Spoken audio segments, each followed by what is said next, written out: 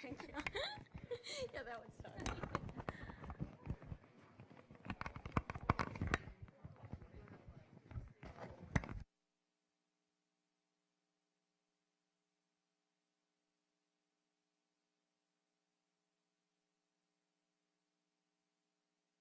But it doesn't go green.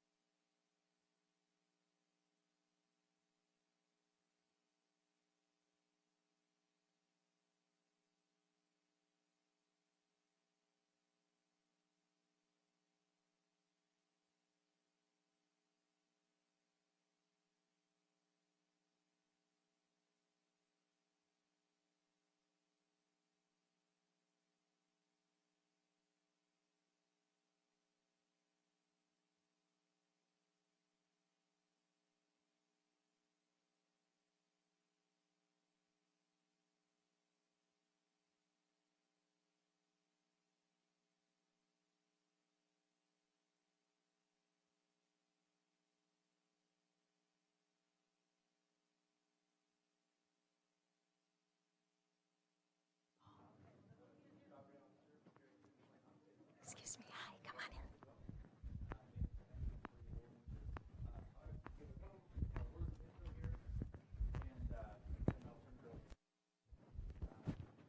At first, I just want to say thank you. I've experienced, my family's experienced probably more healthcare in the last, I'd say, 6 months than I can remember in the last 10 years. From my father-in-law, on his about 7th readmission with a chronic leg infection.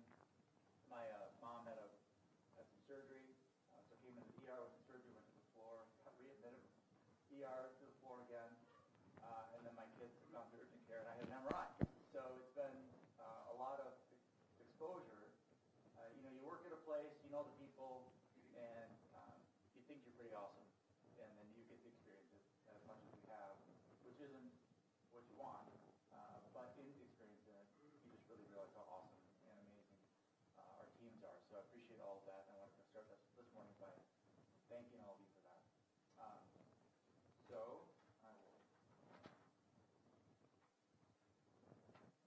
I'm excited today to introduce a speaker who holds the designation of Certified Speaking Professional, which is the highest honor in her profession, held only by 12% of speakers worldwide. Her experience includes serving as former Director of Learning and Development, where she was accountable for talent management and employee development, and parlayed her career to become one of the most sought-after speakers in the country. With more than 20 years' experience actively engaging audiences, a few of her trusted clients include the U.S. Army, Motorola, True Value, U.S. Bank, and Subway. In addition to her successful speaking career, Tracy is a prolific and best-selling author, with her 5th book published this year, and just maybe last week, entitled The One Choice Rule to Transform Your Work and Life by Changing Your Mindset and Behavior, which is available outside along with her other books for purchase today at a special event price. As a speaker of choice who is enthusiastic and committed to help you live a more passionate, productive, and purposeful, and amazing life, and she matters too. Please welcome Tracy Potts. I love that. Thank you, Chad. I appreciate it. All right.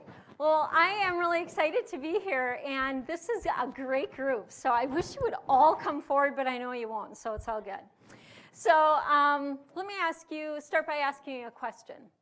If a trusted authority figure said to you that you needed to make several difficult and enduring changes in the way you thought and acted, and if you didn't, your time would end soon, could you change when change really mattered? Yes or no? What do you think? Shout it out. Yes or no? Yes. Thank you for that. Most of us would say yes. According to Dr. Ray Levy, founder of the Global Medical Forum, he says, unfortunately, the odds are 9-1 against you. 9-1. Think about that. Not very good odds. Take a teenager, for example, who suffers a drug overdose from synthetic marijuana, also known as K2 or spice. And after fighting for his life in the hospital for nearly a week, he is discharged and admitted to an inpatient treatment facility for drug and alcohol. The process fails. He's then admitted into an intensive outpatient treatment facility for the same. It again fails. He's then admitted to a residential treatment facility for behavioral health and drug and alcohol. Yes, again, it fails. After forced withdrawal from high school, because that's where the overdose took place, as well as countless bouts of couch surfing and living in trap houses, he spends his 18th birthday behind bars, his 19th birthday behind bars, and yes, his 20th birthday behind bars. You would think, after seeking refuge in a warming shelter, which is one step beneath a homeless shelter, that he would be able to change, especially when he wanted to. The point is, behavior change doesn't work that way, whether it's related to addiction or not, and that is the truth. Behavior change doesn't work that way. Just ask my son. Today, we are going to be looking at strategies in which we can change and how we can change. Because the one choice rule says one change can make all the difference in the world. So what's standing between you and that change in your life? Are you wanting a better, more purposeful, more meaningful life, even if it's just a little bit? So what we're going to do today is we're going to walk through some of those strategies. So let me ask you, what is it that you're wanting? Are you wanting a better life? Are you wanting to have more purpose, more meaning? So what habit or perhaps behavior change are you wanting to alter in your life? And if not wanting to, which one do you think you need to? Now, it is a tough question, but what do you want? Do you want to find love? Do you want to be happier? Do you want to be healthier? Do you want to make more money? Do you want more work-life balance? Do you want to lose weight? Do you want to stop smoking? Do you want to have a better relationship with your spouse or child? What is it that you want? Because the one choice rule says you can get there. And really what it is one choice that's standing in between you and that better life. I'm going to move this because it's making some funky noises, and it's because I'm moving around. There, better. Okay, so one choice. So let's talk about some of those strategies in which we can apply that one choice. So anybody willing to share one thing that they'd love to change in their life? Now, I'm going to go out on a limb here. I'm going to bribe you. Okay? Bribing is always good. So today, so you can say something really benign if you want. So today I'm going to be giving away two things. My little one finger, my one choice rule. How fun is that? And no, it's not. It is an index finger, okay? Just for clarification's sake.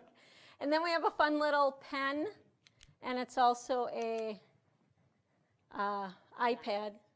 Thank you, stylus.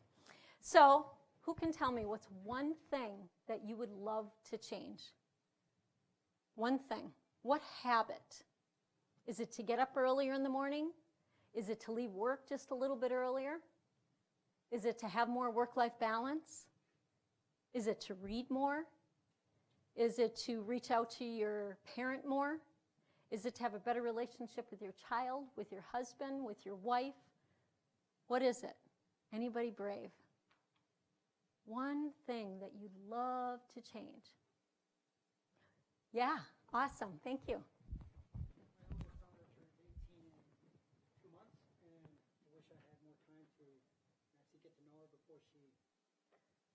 Before she starts off, yeah. Yeah. It does, doesn't it? I regret a lot of things I didn't get to do. Absolutely. And regret is a tough emotion, isn't it? It is absolutely a tough emotion. So which one would you like? I'll give you both. You were brave. So, yeah, I mean, I understand that because my youngest went off to college too, and I had those similar type feelings. And my oldest son, you know, obviously it was a little bit different. But yeah, it's hard. Kids are hard. And that transition in life can be extremely difficult, and I know that. So what we're going to talk about are ways in which we can help modify that behavior. How can we actually move through that behavior change? So that's what we're going to focus most of our time on today. So the first strategy that I wanted to share with you today is really about developing powerful habits. Now, we know habits, you know, help us, right? But according to research done by Duke University, up to 45% of our conscious thoughts are driven by our habits. Think about that. Up to 45% of our actions are driven by our habits. That is unbelievable. But when you think about that even closer, you know, are all habits actually created equal? Well, the answer is absolutely not. See, a regular habit, as I would call it, is maybe posting a daily message on Facebook, Instagram, some kind of social media. Who does that? Anybody? Sometimes, yeah. All right, well, that's kind of like a regular habit, but a keystone habit is very different. And that's what I want us to talk about, are keystone habits that create an amazing difference in our life. Why? Because they perpetuate additional outcomes that you will not have anticipated. Additional outcomes. So that's pretty cool. Now, if you make keystone habits a non-negotiable part of your daily routine, that's when your life starts to change. So we're going to talk about 3 specific keystone habits today. And the first one is going to revolve around consistent exercise. So when I say consistent exercise, I'm talking about exercising maybe 5 days a week, every single week. So you're on a consistent basis and you're doing it often. So when I look at exercising on a consistent basis, it's about definitely doing it and doing it often. And consistency is key. And when we exercise, we understand that some of the reasons we exercise is to, you know, maybe maintain or help reduce some of our weight and improve our cardiovascular health. You all understand that for sure.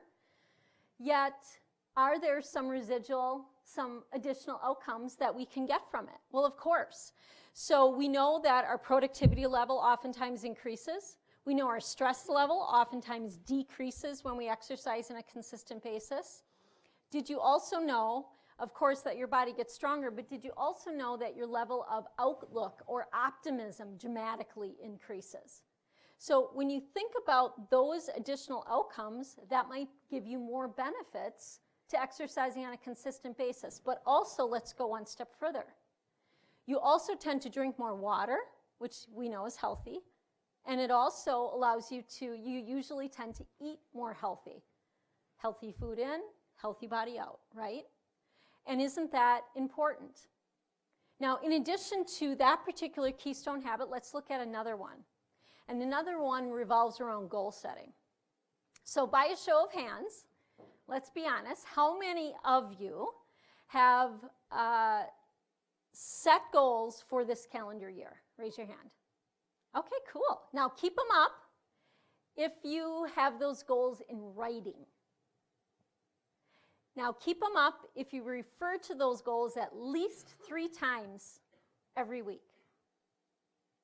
Awesome. We got a winner back there. We have a winner back there. What's your name? Mike? So how many goals have you set for yourself this year? But it's not so much like a one-time goal setting thing, but as things arise, like just last week, Yeah. Setting new objectives.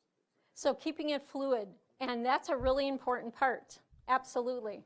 It's a very important part of maintaining good health, right? And maintaining what you want in your life in terms of productivity and what you want for great work-life balance as well. So when we look at active goal setting, if I were to ask you, and I won't, but on a scale of 0 to 10, how committed are you to those goals? Most people will waver in between the 5, 6, 7, right? The average mark. But here's the point. You cannot be partially committed to a goal.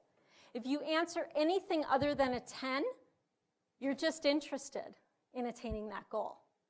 And what I would call that then is a dream dash. And those are good too.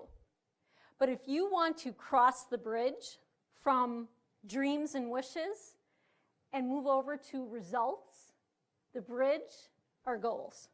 They help you get there every single time. But commitment to those goals, right? Now, if we have a lack of commitment in our goals, what does that look like? That looks like excuses, right? What kind of excuses do we hear on a regular basis? Someone tell me. Yes. Not enough time. It's one of the most popular, I guess, rationales that we hear. Absolutely. You're welcome. And what other excuses? My kid has practice. Absolutely. How many times do our kids have practice, right? Yeah.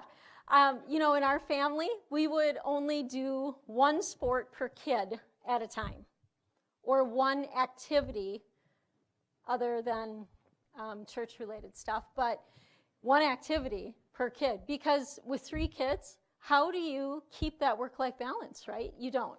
It's crazy. And do you know one of the most important things you can do with your kids to help reduce drug addiction? Spend time with them, yes. What else? Get them involved, yes. The number one thing, you probably won't get it because it's really strange. Eat dinner together. Eat dinner together. It forces you to look at one another as a family. It forces you to have conversation, and it really helps you to ask tough questions. Now, of course, it has to be a device-free dinner, right? Because if you have tons of devices going on all the time, it's not really going to do much, right? What other excuses do we hear? Can't do it. Why not? Who said that? No time? Oh, yeah, you already got to. Well, that's okay. What else?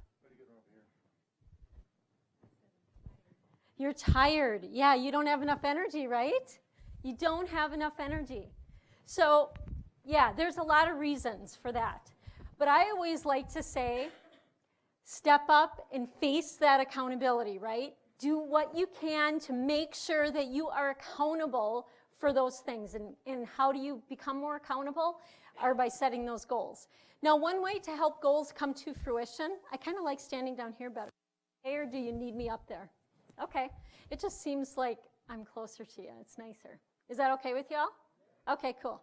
So let me ask you this, or let me tell you this. To help you accomplish your goals, one additional thing or way to do that, it's called planned neglect. What is one thing I can plan to not do this day, this week, this month, or this year to make that goal come to fruition? So it's all about planning and setting those milestone goals for sure, then also asking yourself, what should I stop doing or what should I not do? And isn't that important, right? Because often, when was the last time your boss told you to stop doing something? Ever? Right? Yes or no? Yeah, it just doesn't happen very often, okay? Because we get a lot more things added to our plate. But let me tell you a story. I used to work for Anchor Food Products. It was the #1 frozen food appetizer company in the world. They developed the jalapeno poppers. You know what poppers are, right? Yummy, yummy, yummy. Well, I'll never forget, I was a customer service manager there. And one day, the owner, one of the 4 owners, came up to me, and his name was Scott, and he was just a crazy guy, okay? So brilliant, but so sporadic in his thought process. So like if he thought of something, he was so super creative. If he thought of something, he would stop whoever was in front of him and give him or her that task. Can you imagine working in that place? But I can tell you, talk about empowering and fun and engaging. Oh my goodness, right? Well, one day he stops me and he's like, Tracy, yeah, you got it right, Scott. And he said, I need you to do something for me. I need you to run me a monthly report. Here's what I need on it. I don't run reports. I don't know how to build reports. I don't know how to run reports. Now, this was a long time ago when green bars were still, remember green bar reports? The younger people in this room will not remember that, right? But some of us who are a little bit older might. Well, so it took me an entire day to run that report every single month for him. And I would do it every single month, and I'd have to, separate it out because it honestly stood higher than me, okay? So I would carry it down into his office, and I'll never forget this. One day he was running out of his office, and I'm standing there, and I said, oh, Scott, don't lock the door, don't lock the door. This is the Jalapeno Popper report, the monthly report. And he's like, okay, just go set that on my highball table. And I said, yep, absolutely. So I'm, and then I'm getting ready to go back upstairs, grab more of the report. And he goes, let me just ask you something. I said, what? He goes, what is that report again? I said, this is the monthly report that I've been running for the last 9 months for you. Oh, I never look at that. Really? One day, every month, completely wasted. So ask the questions. I'm not asking you to say no to things that you should be doing, but question things to see if they are actually still important, still relevant. And don't end up doing what I did, right? It's not fun. Okay, let's now talk about the third keystone habit. And I love this one. I'm super passionate about this one, as if I wasn't about the others, okay? But this one is really cool, and it's all about altering the stories you tell yourself. So by altering the stories I mean as perceptions, interpretations, how you perceive or look at something, okay? So let's look at this as a concept. Because if you are able to alter your stories effectively, you will be able to better control your emotions. Who doesn't want to do that? Human beings were reaction machines. And when it matters most, we tend to do our worst, right? So this particular strategy is going to help you for sure professionally and personally. So let's think about how we can apply this, okay?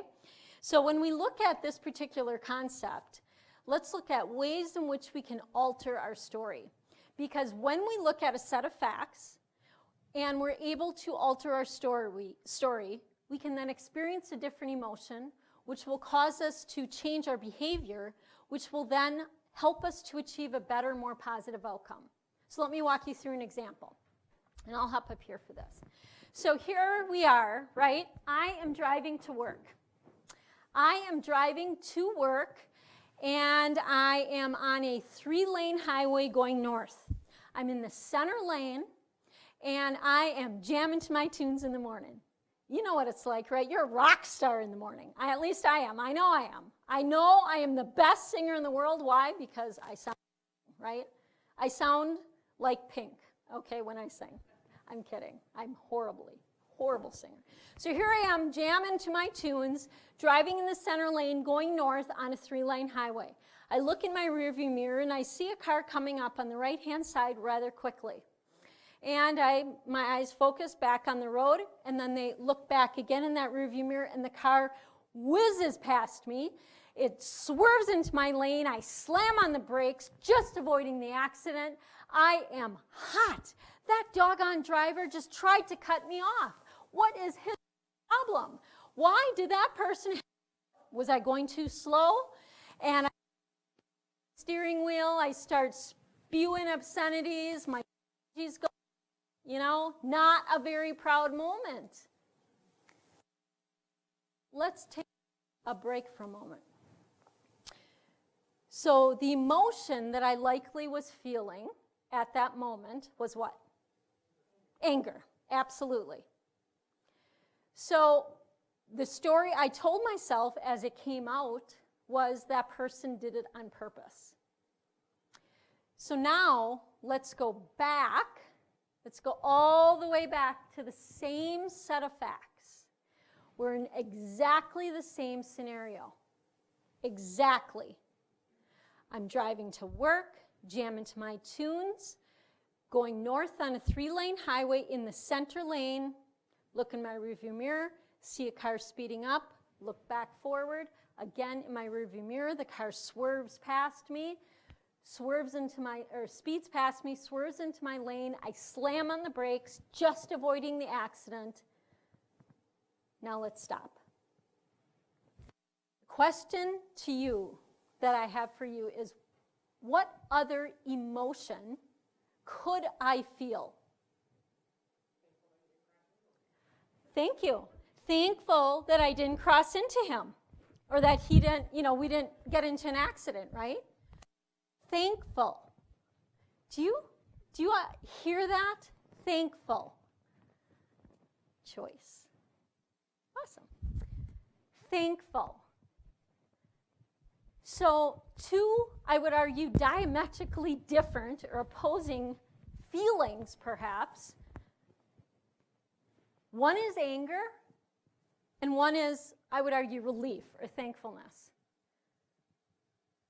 Same exact set of facts. Is that not incredible? Think about that. And the only thing that changed was one thing: your perception, your story about those facts. So if we can slow down our story, if we can slow down how we look at things and how we view a certain set of facts, it's amazing how that can absolutely help us to control our emotions. Now, I'm not talking about looking at things from a kind of Pollyanna-ish way. All I'm saying is, when a sense of feeling fills your body about, like an emotion about a certain set of facts, can you just take a break and think to yourself, is there another way I could look at those exact same set of facts? And that's as easy as it is. Because oftentimes our mind goes to that negative place, okay? It doesn't mean we're a negative person. It just, that's kind of where we go sometimes. So then consider, is there another way that you could think? Like, did that person perhaps avoid something in the road? Did that person have a health emergency? Did the person drop a cup of coffee in their lap? I don't know. What caused them to swerve? It doesn't automatically mean that person was trying to cut you off. So again, if we're able to look at a set of facts, and from those set of facts, alter our interpretation or our story, we're then able to experience a different emotion, which will cause us to change our behavior, which then will allow us to achieve a much, much stronger, better outcome. Because on your way to work, which scenario, A or B, would make you a much better person to hang with that day?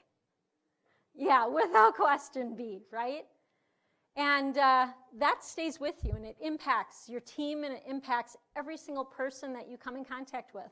Every patient, every customer, every vendor, every internal client, customer, coworker, absolutely. All right, so let's now take a look at another way that we can impact how we look at things.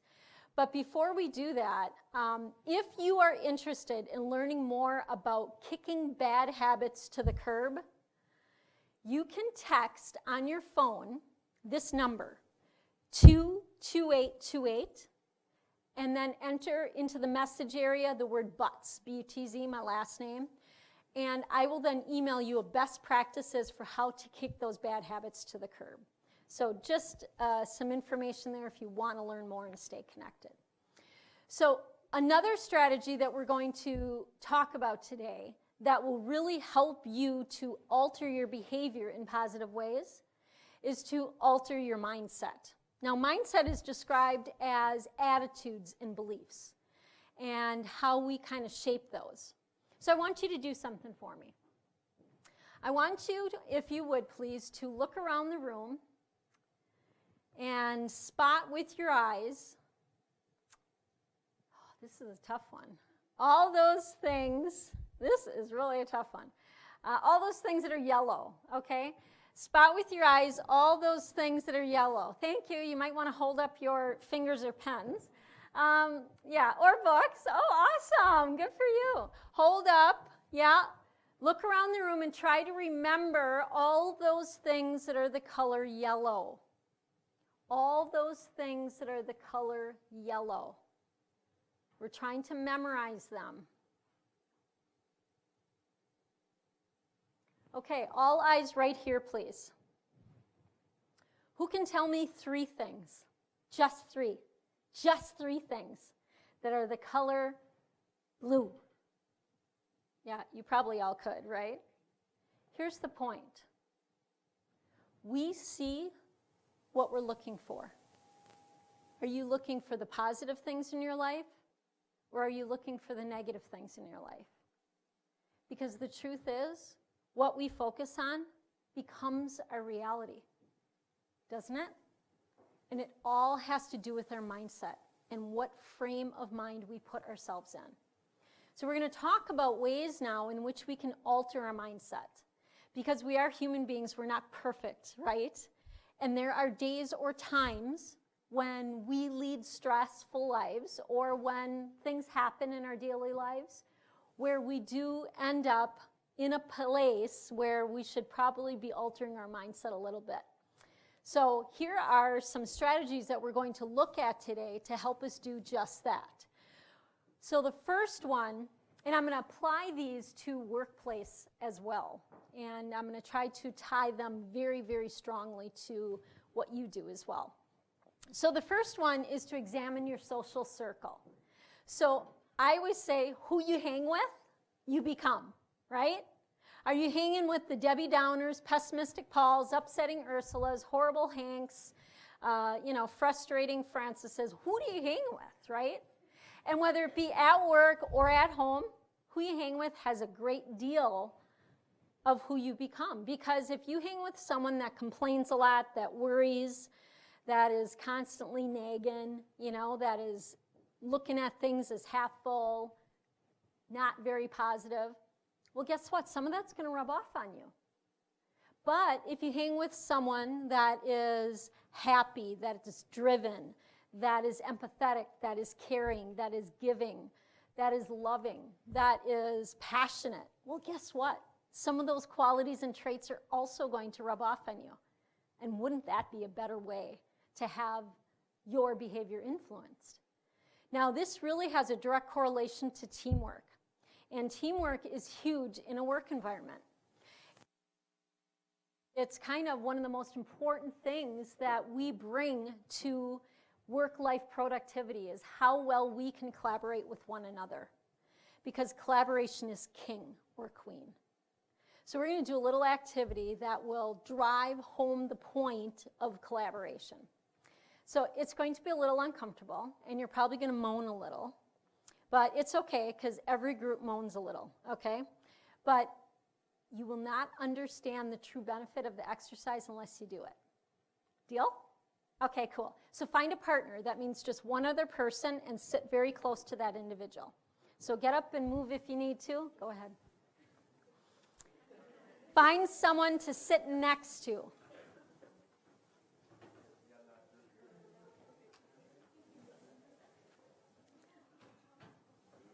This is going to be fun, really, okay?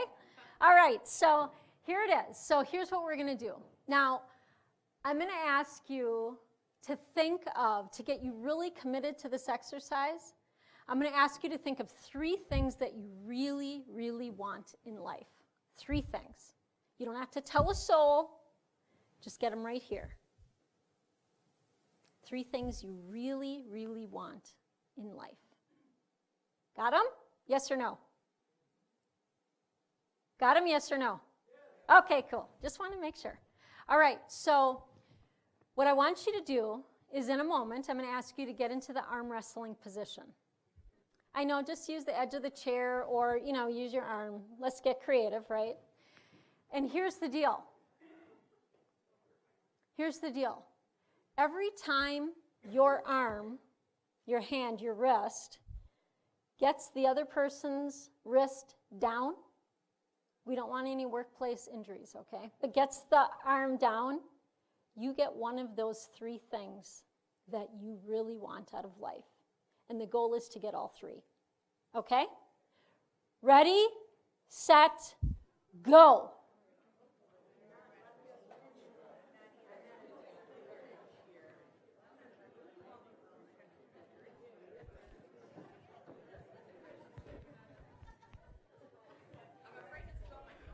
I know. All right, stop.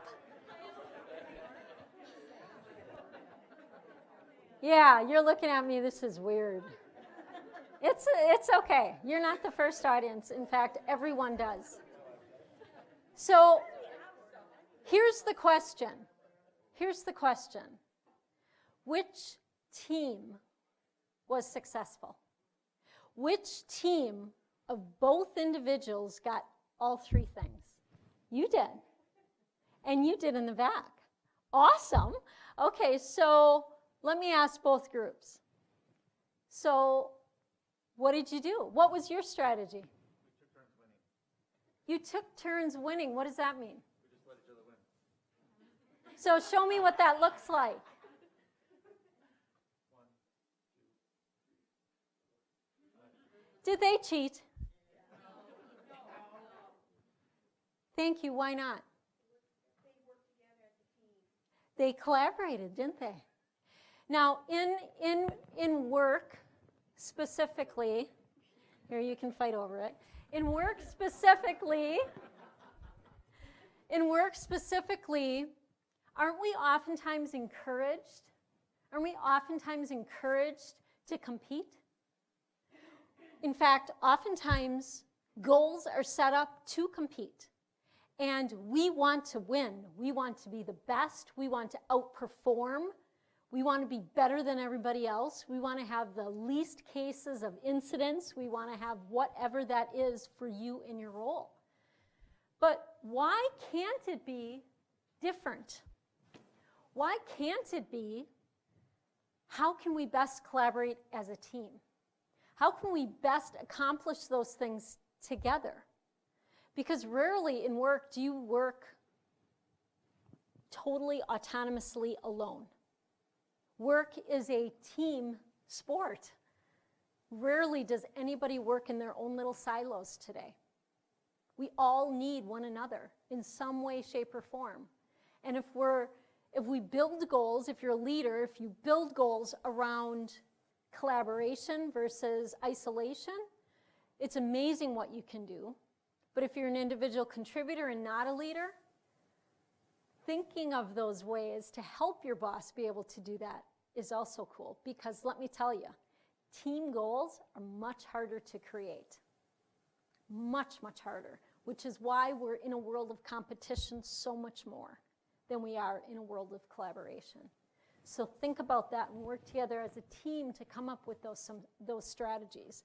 Because when you do, when you are able to collaborate better, that one choice rule says you will make a difference. And it's really all about one choice or one new metric that would massively change how you do work, how you perform, what your output and results would be.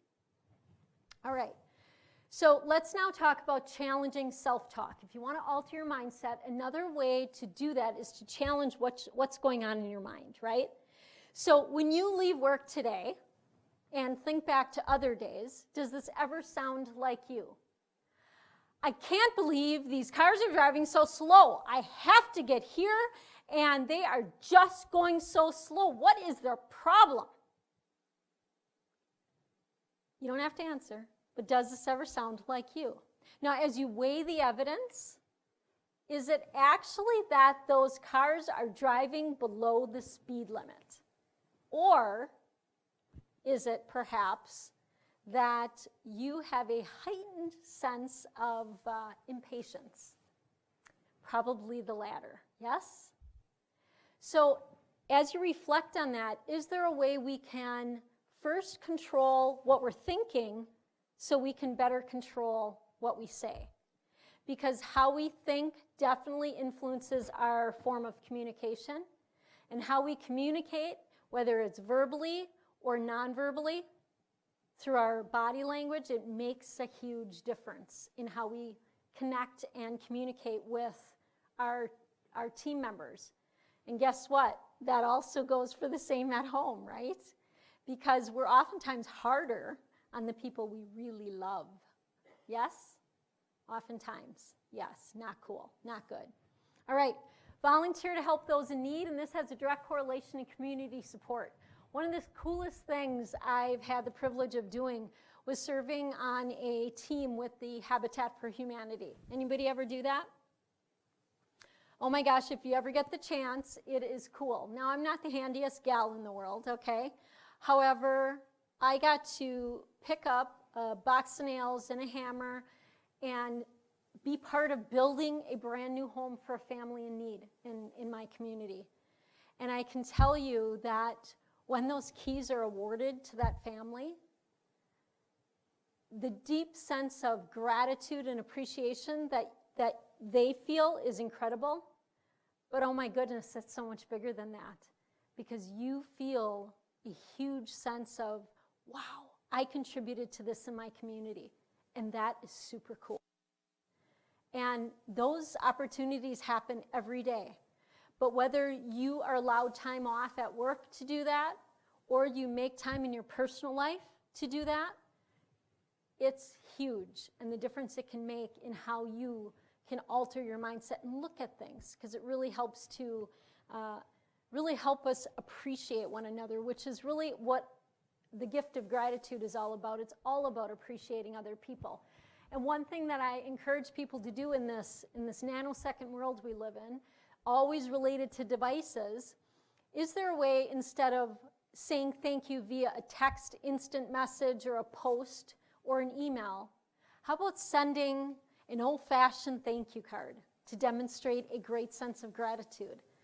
You know, in my training classes that I offer, different than keynotes, but like if I offer a one-day workshop or a half-day workshop, I give out these little tokens.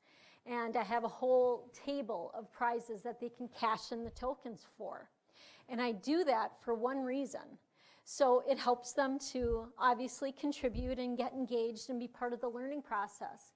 But I also have a plethora of thank you cards on the table as gifts. They're great dollar store gifts. So you can get like 8, 10, or 12 thank you cards for $1. So it's not that anyone can't afford it, right? But being able to give that gift to the people that I train, they open those up, handwrite a thank you card, and it's amazing. After almost every training program, I'll get a handwritten thank you card from one of the thank you cards that I gave out. How cool is that?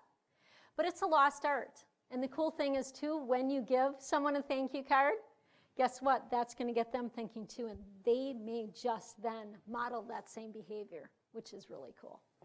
All right, let's talk about the last one, which is to create a morning mindset routine. And this is all about how to best serve our customers and our family members, right? So, morning mindset routine. So when you jump out of bed in the morning, visualizing what you can expect for the rest of your day. So thinking about what will the next 12, 14, 16 hours look like for me? What do I want to accomplish? What are my mini goals? What do I need to work through, right, if we're expecting something tough throughout our day? What are some of those things? So for me, it's all about being able to ensure that I do, when I walk over the threshold, when I used to work in the business world directly, when I walk over that threshold of the day, walking into that building, am I able to best serve my clients, best serve my team members? And when I go home, am I able to best serve my family? And it's amazing that when you just take maybe 2 minutes in the morning to think through your day and what's most important for you to focus on, you're less reactive. Because as things are thrown at you, you don't react as hard, and you react less often. And you remain focused more so on what you have committed to yourself that morning. So just a thought. Now, as we really try to alter our mindsets, we know this to be true. We know that we can't change other people's behaviors, but we can influence them. So if you are able to alter your own behavior, how can you best then influence someone else's behavior? So I'm going to walk you through a 4-step process to help you do just that, to help you alter someone else's behavior through influence, because you can't change it. So let's walk through the 4 steps, and I'm going to give you an example. So the first is to identify a very specific behavior that you want to change in that person. And specificity is key, okay? The next is to obtain and acknowledge the other person's perspective, and also understand what some of their motivations are without pushing. Because the truth is, when we push, what does the other person do? Push back, right? And we don't want that. And also highlight the benefits for him or her. So my youngest son, Connor, is going to college at the University of Oshkosh in Wisconsin. And well, let me back up. I moved to Colorado with my husband about a year and a half ago. And ever since we moved out there, our adult kids, our young adults, kids, whatever, are still living in Wisconsin. And when I think about, that move, it was very difficult, right? Well, I have found it increasingly difficult to stay connected with my youngest son, Connor, in part because he's going to school and he's just so busy, and also probably doesn't want to necessarily talk to mom on a regular basis. So I would complain and nag a little bit more than I should, and telling him, you need to call me. You need to call me more often. Well, it became a nagging thing, and it was actually pushing us further away. So I finally said, about 8 months ago, I said to Connor, listen, I need you to do something for me. And here's the specificity. I need you, even if it's for just 2 minutes, or maybe 20, I need you to call me every Sunday between the hours of 12 and 5 Central Standard Time. That's what I need. And I said to him, as we run through the steps, I understand that it may not be necessarily a cool thing to do in college, so you can go find your own spot to do it. But, for me and for you, if we want a relationship to stay strong, this is important. And I realize you're busy, and I get all that. But this is what I think we need to do in order to really maintain a healthy relationship. Now, as I'm looking at motivations, he probably doesn't want me to talk to him on a weekly basis, because what is a mom going to ask their college son about on a Sunday call?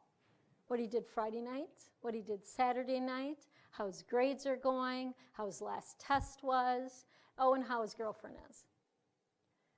So I promised him that we're going to talk about other things, and if he wants to bring those up, he can. A great source of motivation, right? So sold the concept to him, looking at the benefits for him. And this is important. It's the benefits for him, not me. And there's an order. If you want to be most persuasive, you start strong, but end strongest. So let's talk about that. So it's very important for us to stay connected. As an adult, he's an adult. When he was a little teeny bopper, he didn't want to stay connected to his mom, but he does want to stay connected. So I came out of the gate saying, this is important to do because we will stay connected. Second, you know what? You won't have to listen to your mom nag as much. That's always a bonus, and he agreed. And then I ended strongest by saying, you will have the ability to set that time between 12 and 5. You can call whenever you want, and your mom has to be at your beck and call. How cool is that? You don't get that very often, right? And he thought that was pretty cool. So the point is, make it easier for that other person to alter their own behavior, because once again, we can't change other people, but it is important to be able to influence behavior. Like perhaps a spouse that works too much.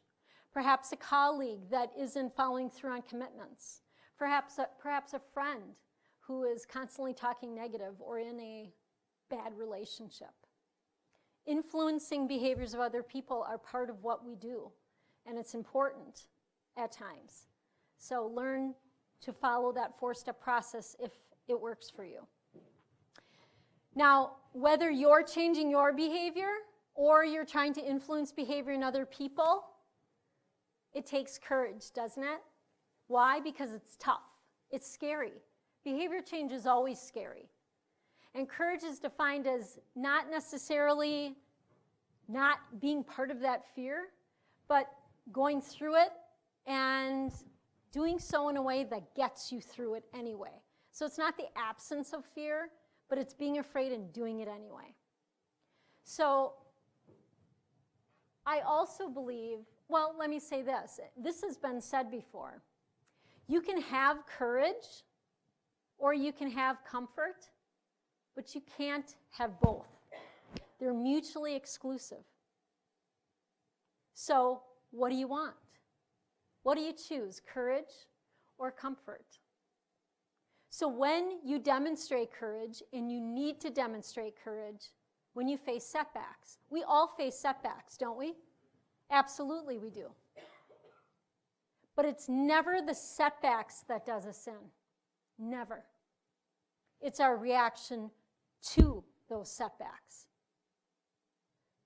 Reminds me of a story of this girl. She was so focused on attaining that corner office, right? She wanted a higher position, a bigger promotion, more money, bigger car, much more extravagant house. She wanted it all. And she was going to do whatever is humanly possible to get that. Well, one day she woke up with a little pain in her right elbow. Over the course of the next several days, that pain traveled throughout her body. And she ended up having tremendous pain in not only her ankles, but her knees and also her wrists. Her family doctor referred her to a rheumatologist who soon diagnosed her with, any thoughts? Systemic lupus. For those of you who don't know, systemic lupus is an autoimmune disease. It is where the good cells are constantly being battled by the bad cells. And there's a heightened degree of inflammation in your body, which then causes that tremendous pain. Oftentimes, there is organ failure at times, and a little more than 50% of the time, the people end up on dialysis, and oftentimes do end up leading condensed lives. And there is no cure. So when she heard this diagnosis, she thought to herself, well, that's great, but I still want my life. You only get one life, right? So I'm going to live it. But the doctor reminded her, if you don't change, lupus will change you, and it won't be pretty. Well, over the course of the next 2 years, that girl did not take her medication as prescribed. She did not do what the doctor told her to do. And sadly, the inflammation in her body continued to spread, continued to get worse, and she had such a difficult time even closing her hand to hold on to a fork with which to eat or a pen with which to write. The fatigue that she felt was so intense. On a good day, she slept 10 to 12 hours. On a bad day, 14 to 16. Think about that. The pain was so incredible that pushing the gas pedal with her foot was agonizing. And walking was a struggle. This story is my story. I was diagnosed with systemic lupus 21 years ago, and I am thrilled to say I'm in my 17th consistent year of remission. Yeah! Woo! Gotta love that, right? But I didn't tell you that story for that applause. I told you that story because every one of us has our own lupus story. Every one of us faces setbacks. But after struggling with it really hard for 2 years and not listening, I went back to my doctor And I said to my doctor, please help me change. See, I met that fork in the road. I met that fork in the road, and I said, I don't like where my life is going. I have to make a different choice. And once I started making those changes with my doctor and his support, I actually started to view lupus differently. I didn't look at it as this horrible disease anymore. And it takes time. But over the course of the next 2 years, I ended up looking at lupus as a gift. And I know it sounds super strange, but here's why. I learned that had I not been diagnosed with lupus, I would have never had my youngest son. Why? Because I would have never slowed down from that pursuit to have him. Very sad, but very true. Had I not been diagnosed with that disease, I would not have the same relationship I have with my husband today. Meaningful, loving, intimate, caring, very important. And I can tell you with 100% certainty, I wouldn't be standing here today. I thrive on being able to help other people avoid some of those struggles, avoid some of those setbacks, and to make positive choices in their life that will help perpetuate a better life. We're all seeking to be just a little better, and sometimes in a lot of cases, a lot better. Maybe we need to make those changes. Like I asked you earlier, what do you want? Do you want to find love again? Do you want to lose weight? Do you want to get promoted? Do you want to make more money? Do you want to be happier, healthier? What is it? It's different for every single person. But I do know this. If you want to live a fuller, more purposeful, meaningful life, behavior change must follow. The one choice rule: choose to transform your life by making one simple choice at a time and watch it perpetuate. Watch it transform into something amazing. Because after all, the one choice rule says, one choice can change everything. Thank you. Thank you very much. All right. So I got you out of here 2 minutes early, so you have a little bit of gift of time, right? We are selling books and other products back there. But please know it was my absolute privilege and honor to talk with you today and share my story. And I hope we stay connected. So have a great rest of your day. Enjoy it, and take care. Thank you.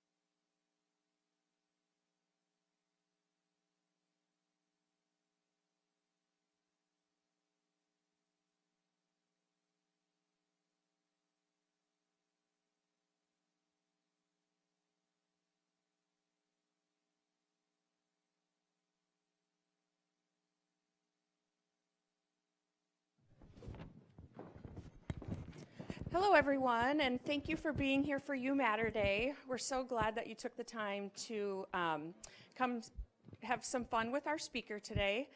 I know that you've already seen it, but there are refreshments out there in case you didn't see, so that you guys can have something to eat while you're here. And I just want you all to know how much we appreciate everything that you do every day. For those of you who might not know me, my name is Wendy Lindley. I'm the Chief Nursing Officer here at Unity Point Health St. Luke's. And we just really appreciate everything that you do every day. Our patients appreciate what you do, their families appreciate what you do, and we would not be the excellent organization that we are without each and every one of you. So thank you so much. And this is all about saying thank you for everything that you do and letting you know how much you truly do matter to all of us. So I'm going to introduce our speaker. I'm excited to introduce a speaker who holds the designation of Certified Speaking Professional, which is the highest honor in her profession, held by only 12% of speakers worldwide. Her experience includes serving as a former director of learning and development, where she was accountable for talent management and employee development, and parlayed her career to become one of the most sought-after speakers in North America. With over 20 years of experience actively engaging audiences, a few of her trusted clients include the U.S. Army, Motorola, True Value, U.S. Bank, and Subway.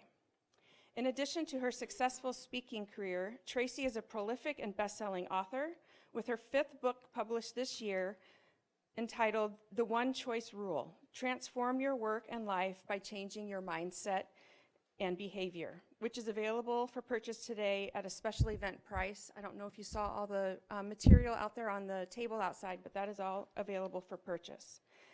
As a speaker of choice who is enthusiastic and committed to help you live a more passionate, productive, and purposeful life, let's please welcome Tracy Butts. Thank you. Thank you, Wendy. All right, we're going to do a little swap here.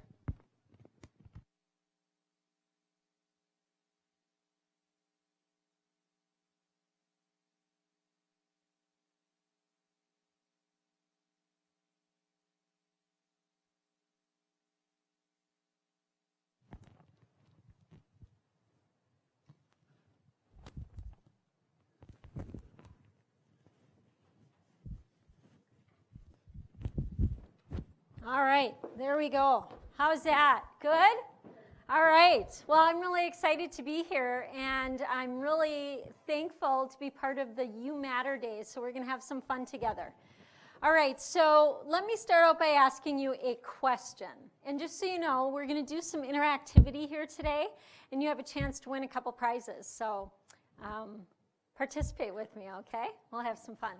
All right, so if a trusted authority figure asked you if you could make several difficult and enduring changes in the way you talked and acted. However, if you didn't make those changes, your life would end soon. My question to you is, could you make those changes? Yes or no? Yes. Most of us would say that. According to Dr. Ray Levy, founder of the Global Medical Forum, he says, unfortunately, the odds are 9-1 against you. 9-1. Not good odds. Take a teenager who recently suffers a drug overdose from synthetic marijuana, which is also known as K2 or spice.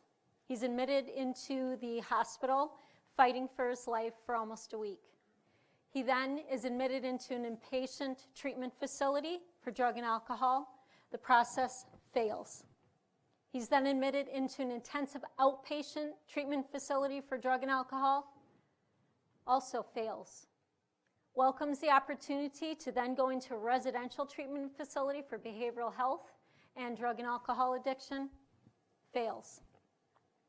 After forced withdrawal from high school, because that's where it happened, and countless bouts of couch surfing and living in trap houses, he spends his 18th birthday behind bars, his 19th birthday behind bars, and yes, his 20th birthday behind bars. You would think after seeking refuge in a warming shelter, which is one step beneath a homeless shelter, that you would change. The sad truth is whether it is related to addiction or not, behavior change does not work that way. Just ask my son. See, we live in a world today where we are faced with so many choices. And work is hard. Life is hard. And one thing I know is that we're all aspiring for something better. And I don't mean that our lives are not wonderful today, but we're all aspiring for something bigger, better, more wonderful. And if we want to attain that, meaning if we want a better, more purposeful, more meaningful life, behavior change must follow. But how does behavior change happen? So let's talk a little bit about what we want and how to get there. When I look at behavior change and I talk to groups, one of the things I ask them, what do you want to change? What behavior or habit is standing between you and that better life?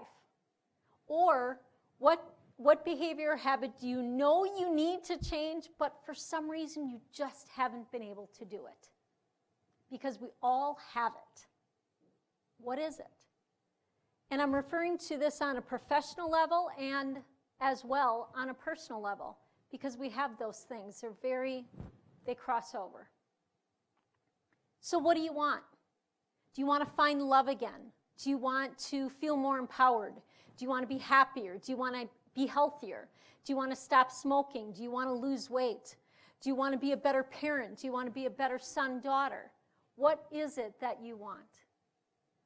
The one choice rule says you are one step away, one choice away from making that a reality, to really transform your life. But it takes that first step forward, the initiative to move it forward, and the behavior change that we know it needs. The one choice rule, one choice can change everything. And that's what we're going to be talking about today. So we're going to look at some strategies to help you in ways in which, if you choose to apply those strategies, I believe it can make a profound difference, not only professionally, but like I said, personally. So what we're going to first look at are, welcome, come on in. What we're first going to look at are habits, and how habits can create an amazing difference in your life. And I know you've probably heard speakers talk about habits, and I'm going to differentiate them.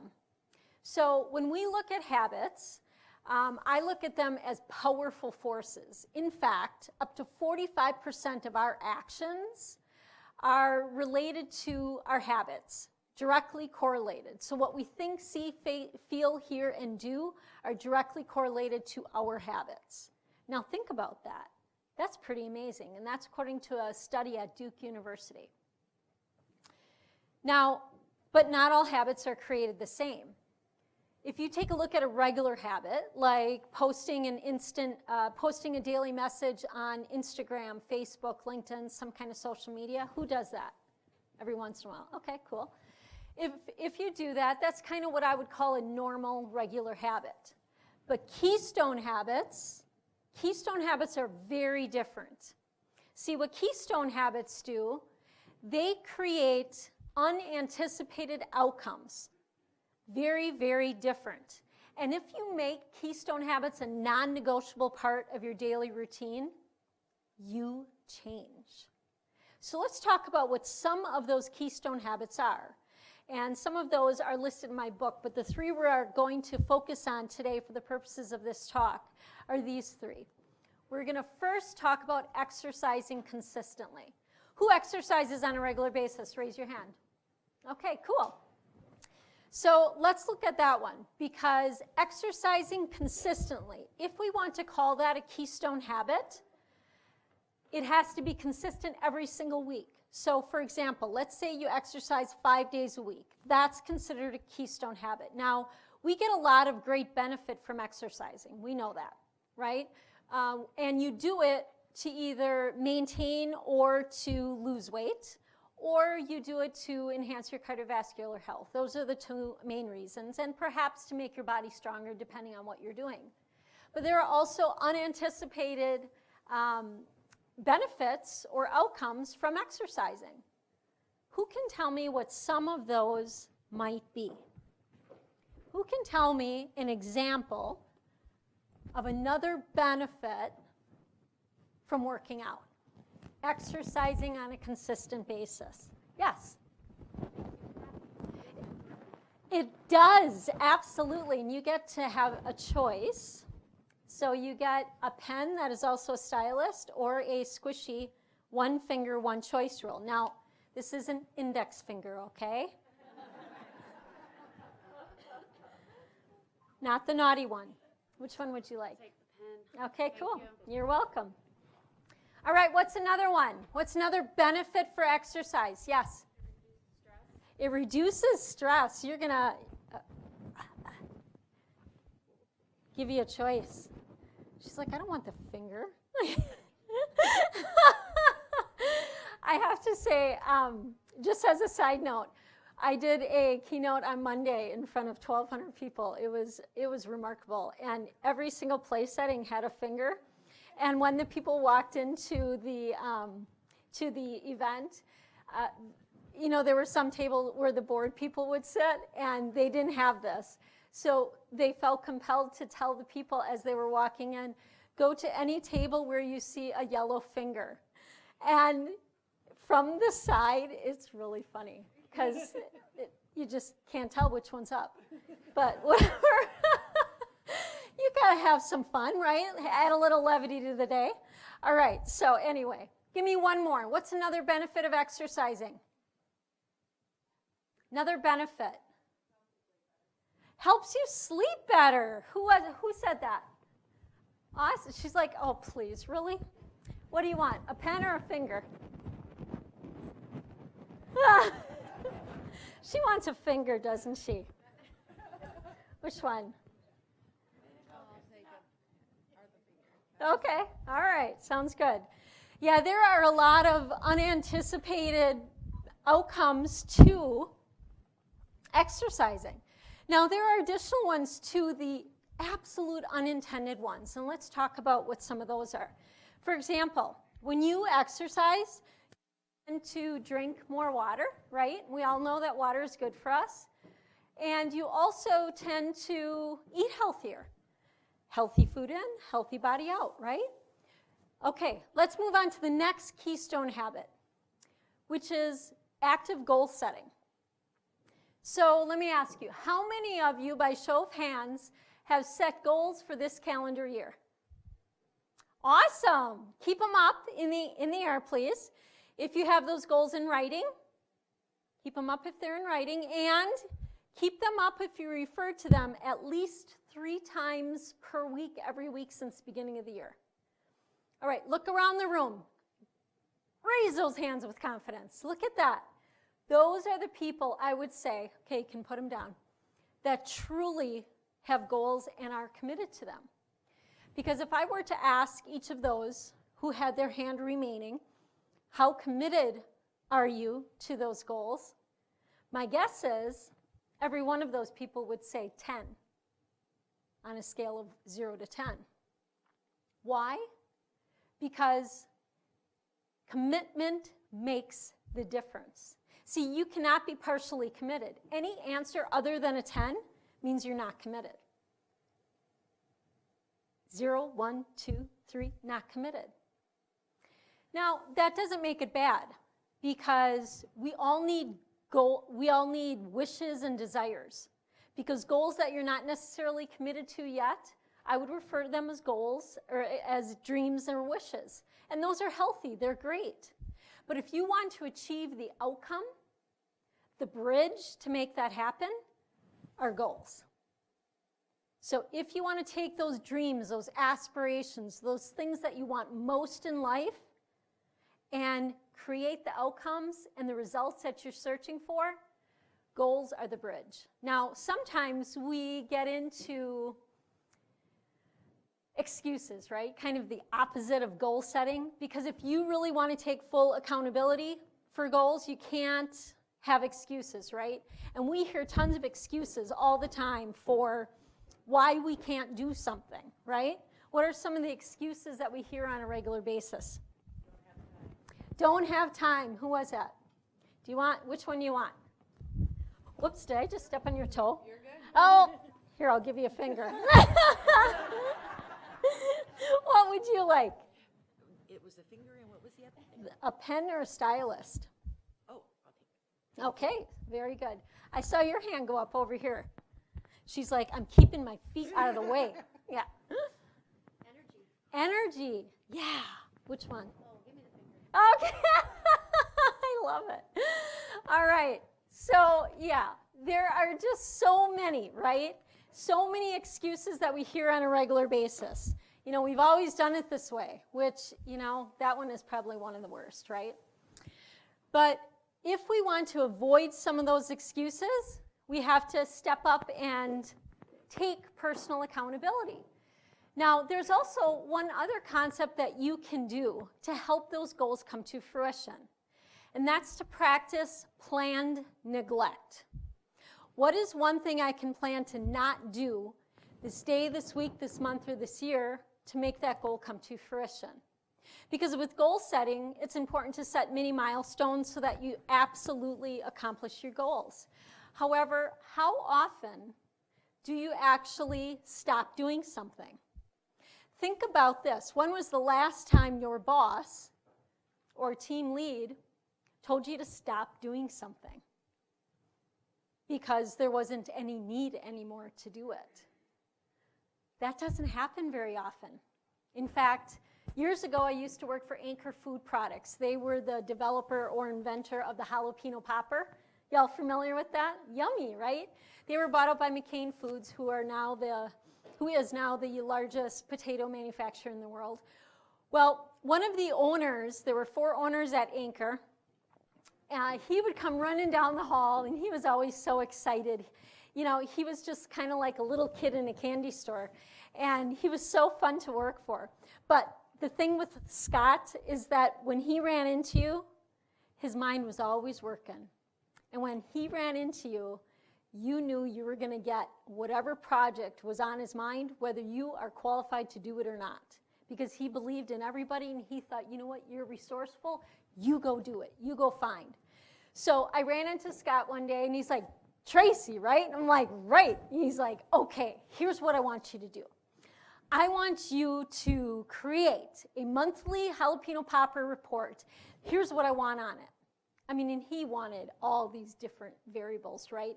And then it expanded to every product in the product line.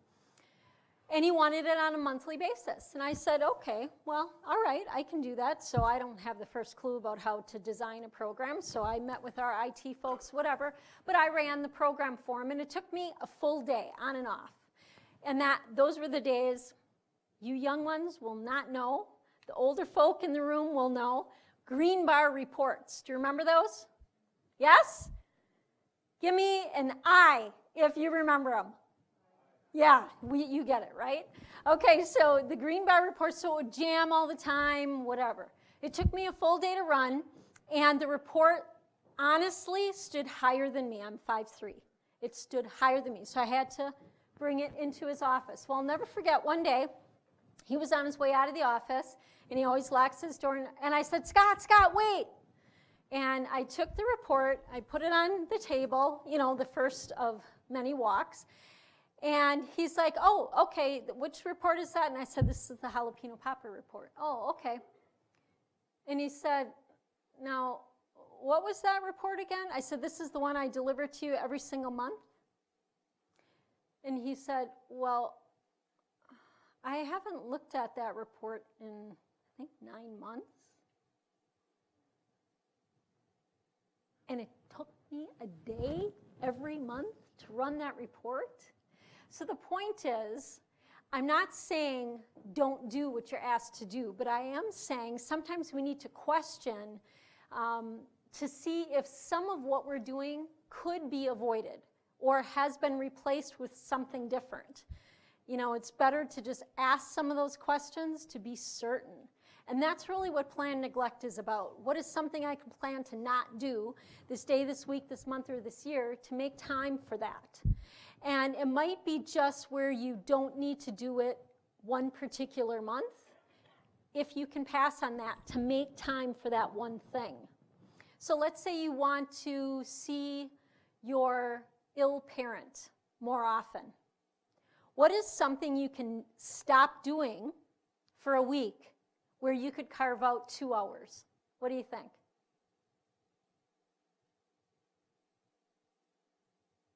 What do you think? What could you stop doing to carve out 2 hours of time? Perhaps giving someone else the ability to do it for you. Laundry, cleaning the house, cooking. You can order in. So it's really what's most important, right? Maybe you can pay for a service, lawn care, snow removal, right? And I always say if you have anyone older than 4, a 4-year-old can fold your laundry. Yes? Now, it may not look pretty, right? You just say, take all those washcloths, jam them in that closet. That's folded, okay? It doesn't have to be perfect, right? Because if I want to spend time with my ill father, I'm going to go do that. And it's worth a messy linen closet to get it done. Yes? Yes or no? Yes. Absolutely. So plan neglect, practice it. All right, let's go to the last one, which is to alter stories you tell yourself. This is one of my favorite ones because I think it can have, I know it can have a huge, profound impact on your life. Why? Because if you are able to alter your stories, and by stories I mean your interpretation of something, your assumptions that you make about a set of facts, if you're able to alter them with a different story, you can dramatically and more effectively control your emotional reactions.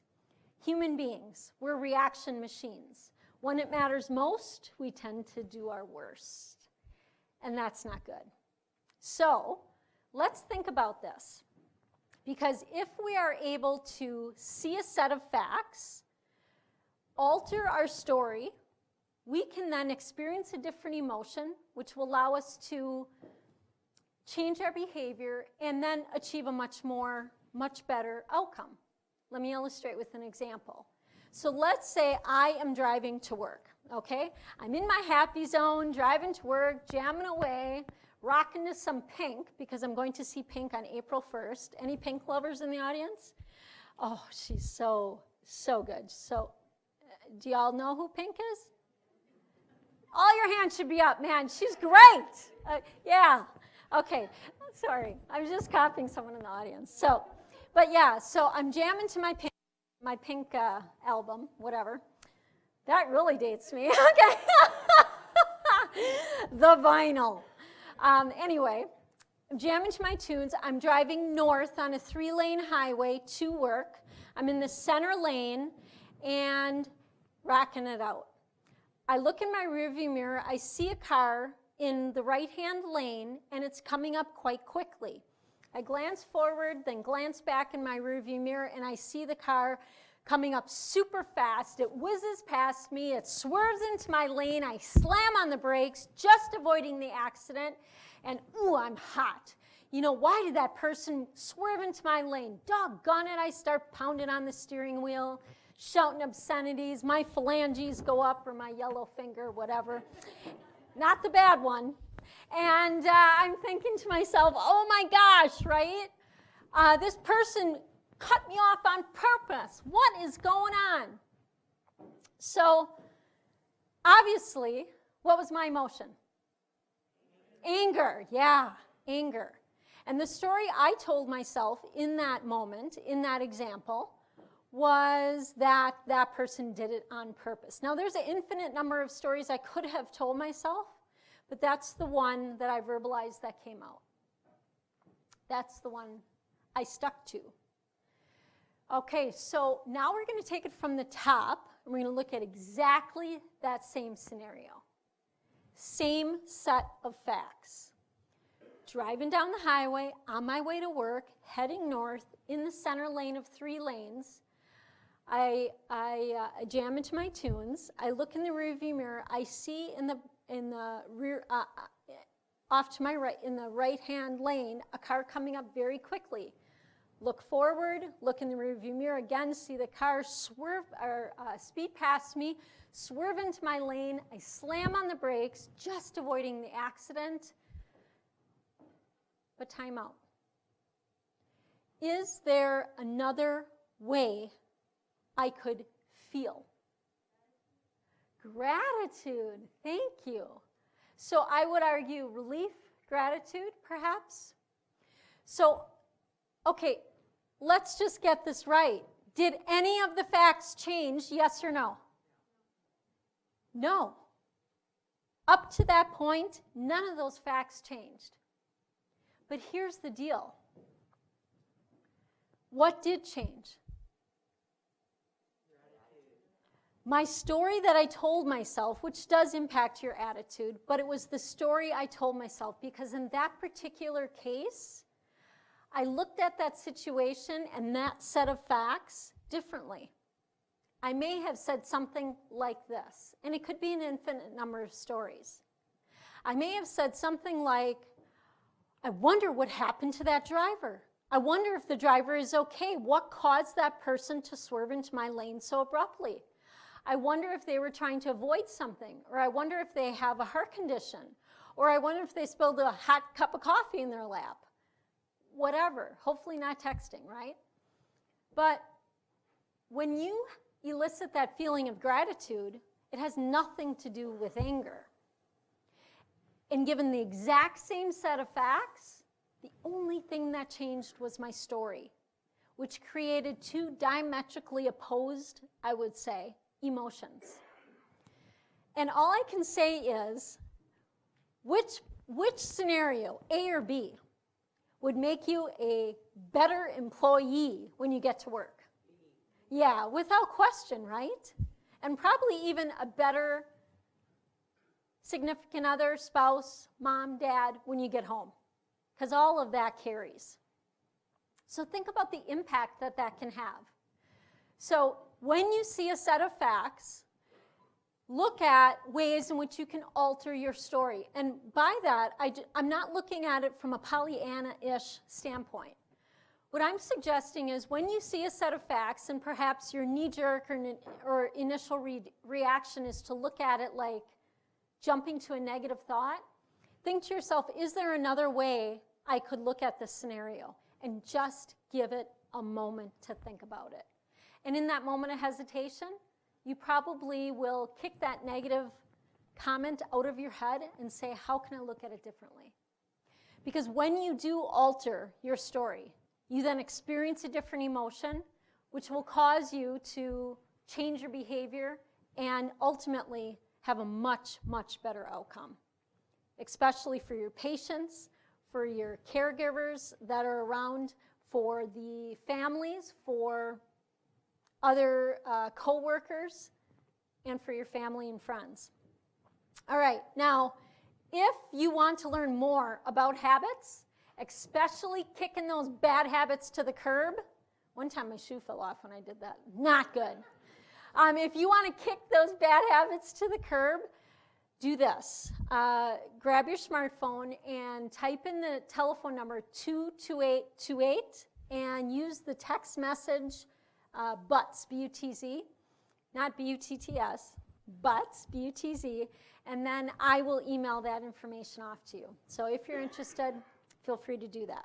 All right, let's move on. Now the second strategy I want to talk to you about today, besides Keystone Habits, are ways in which to alter your mindset. Now, there are many ways to alter your mindset, that's for sure. And mindset is defined as attitudes and beliefs, okay? So I want you to do something for me. I want you to look around the room with your eyes, and I want you to spot all those things in the room that are the color tan. Look in the room, look around the room, and try to spot with your eyes and memorize all those things that are the color tan or brown. Please do that now.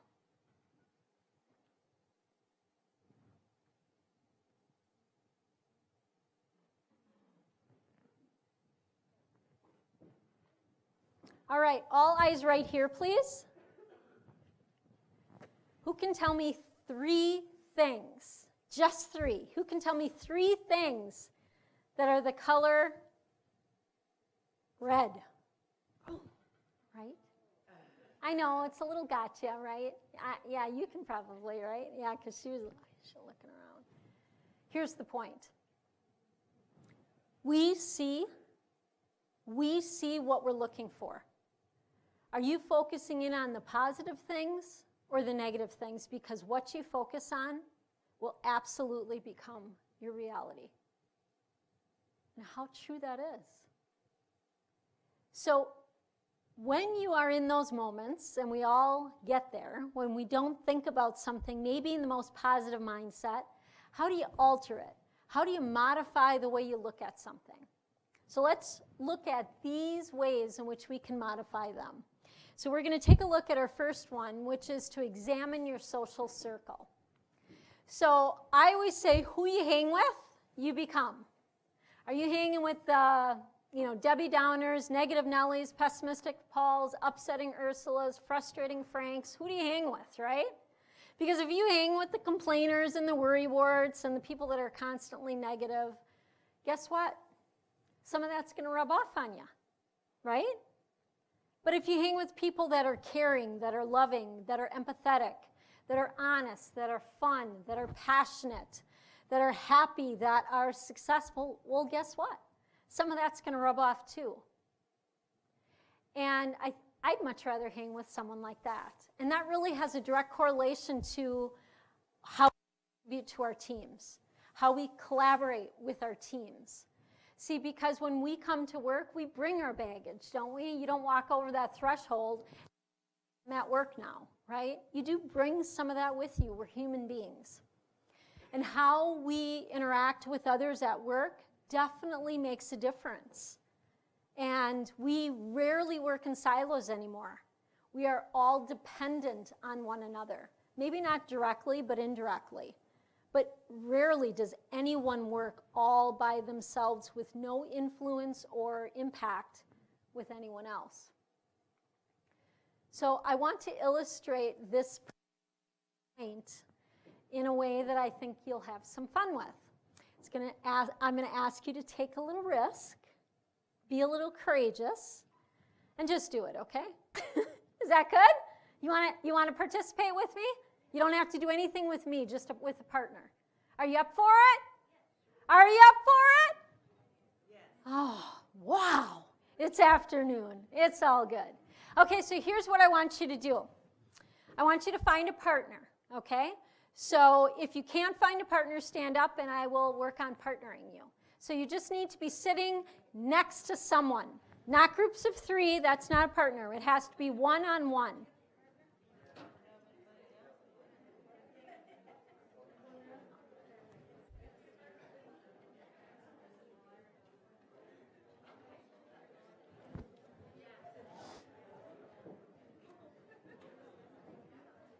All right. Stand up if you still need a partner.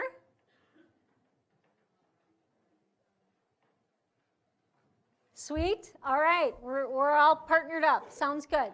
Okay, here's what I'm going to ask you to do to get you really committed to this exercise, okay? So I want you to think of, and you don't have to share this with a soul, okay? But I want you to think of 3 things that you really, really want in life. Get them front and center for this exercise, because that is going to motivate you. 3 things that you really, really want. Don't have to share it with anyone. Got them? Who needs more time? Raise your hand if you need more time. All right, we got them. All right, so here's what I want you to do. I want you to do your best to get into the arm wrestling position with your partner. Have some fun. Now hang with me. Hang with me.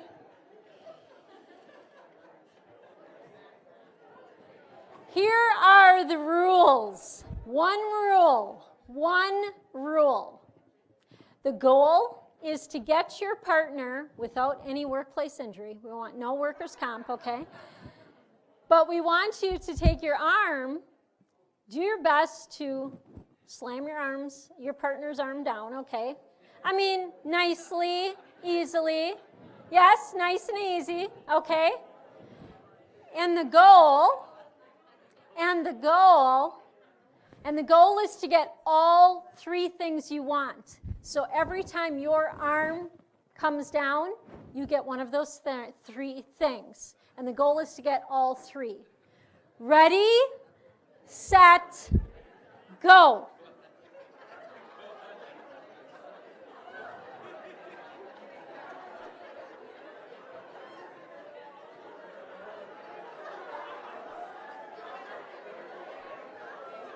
Stop. Stop.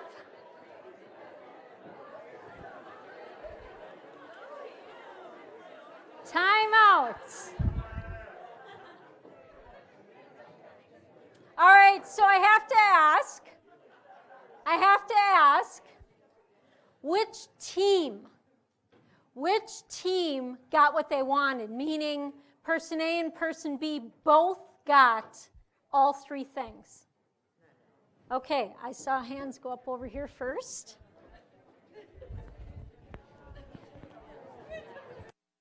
I think I'm going to let people draw. How is that? Okay, so let's direct our attention over here to this team. What's your name?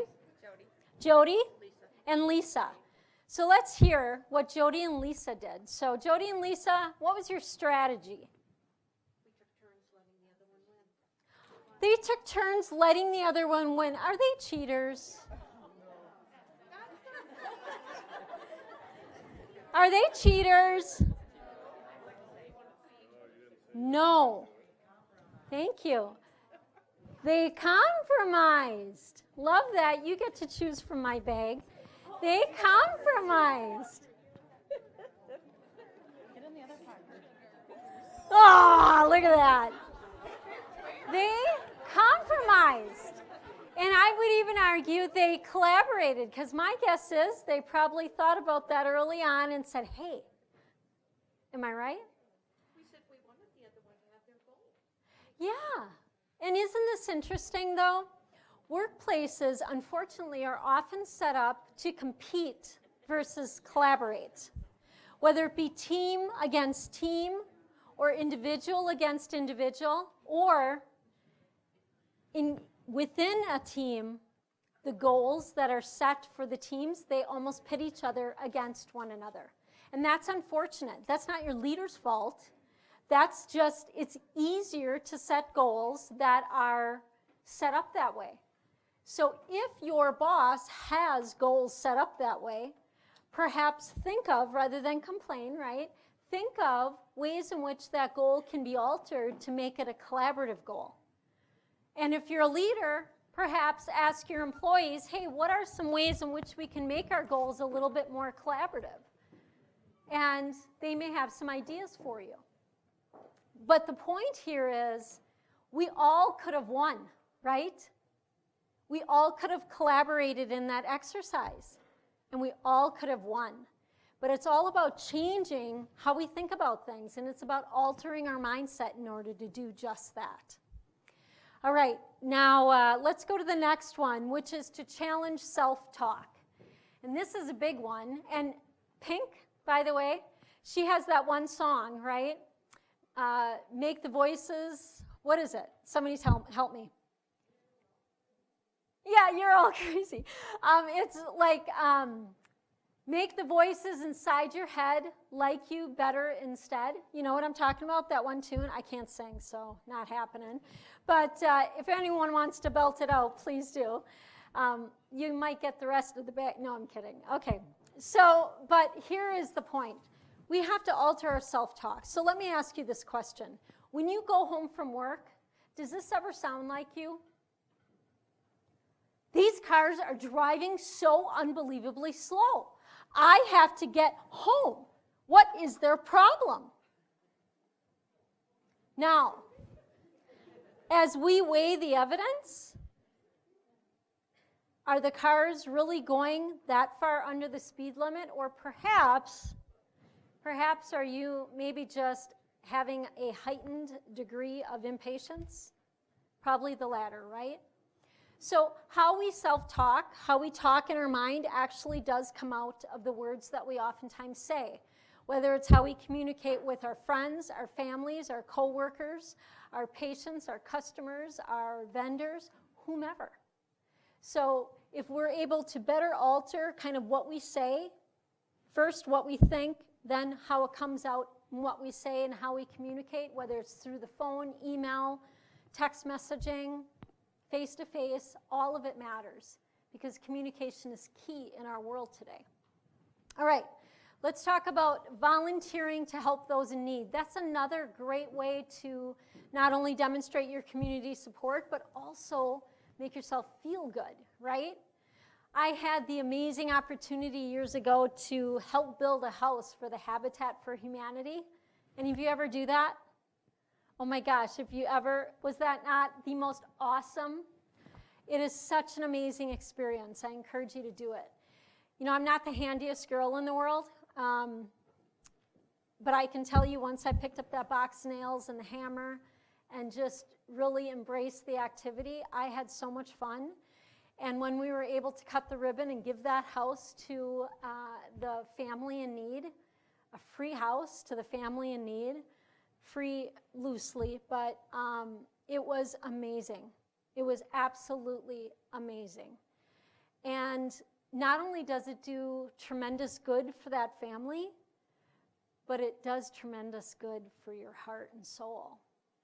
And giving back to your community, whether you get time off from work to do that, or whether you choose to do that in your personal time, that is value-added time that I hope if you haven't ever done something of significance in that realm, that you do that because it's amazing what it can do for you, for your soul. All right, so another one is to offer a gift of gratitude. And, you know, I do a lot of training programs in addition to keynote speaking, and one of the things that I like to do during a full-day training program is give away little trinkets.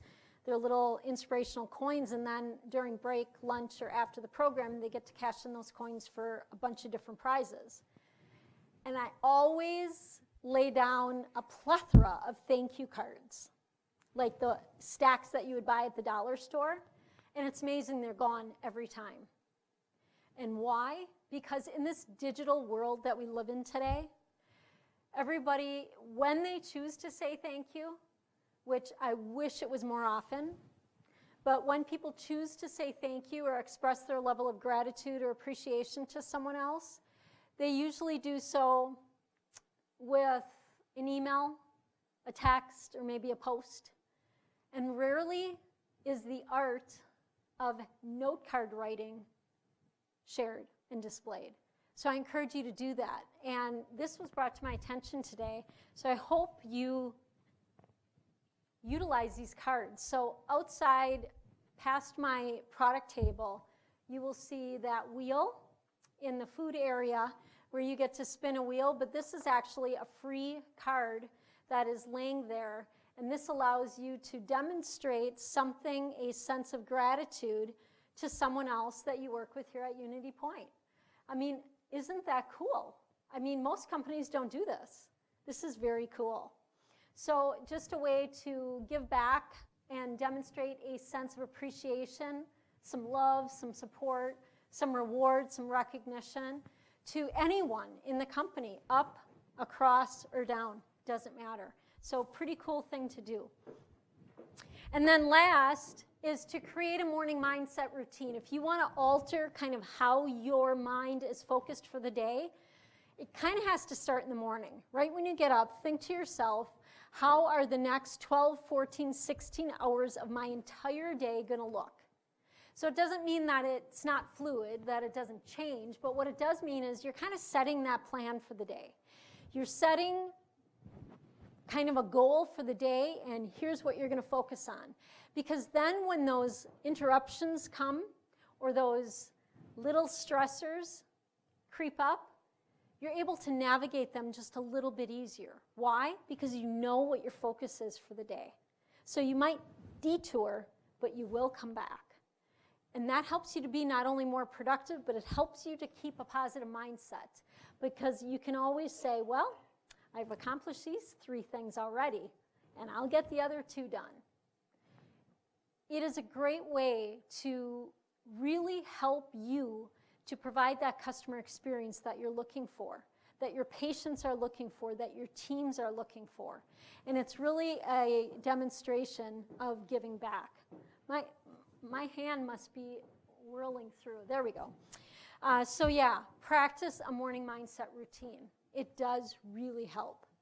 Now, whether you are trying to change your own behavior or you're trying to influence behavior in another person, we know emphatically that we cannot change other people.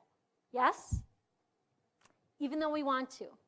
So maybe you have a colleague at work that is, circumventing some of their responsibilities.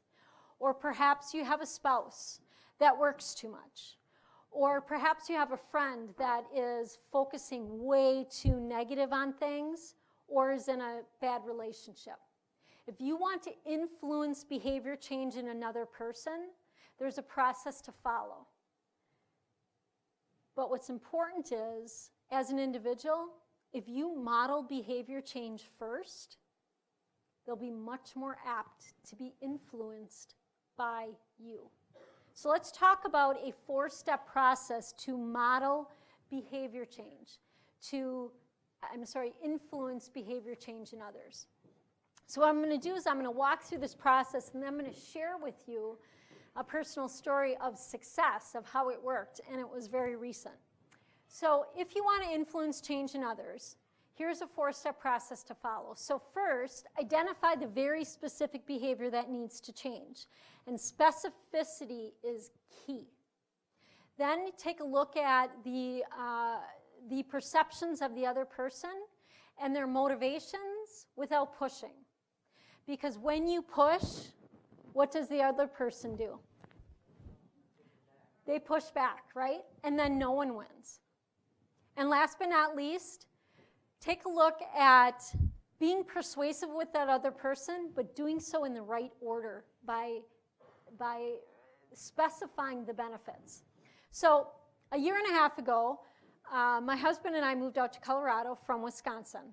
Our adult boys still live in Wisconsin, and I found it increasingly difficult to stay connected with my youngest son, who is currently going to college at the University of Oshkosh. And, I would say to him, Connor, come on, man, you got to call your mom, right? Because every time I would call him, it would go to voicemail, right? And kids these days don't really even pick up the phone, right, when you call. They definitely don't listen to voicemail. So don't even bother leaving one, because, and I'm being broad, being general, but some of you who have kids my age can relate. So I said to Connor, I was nagging. I could hear myself nagging.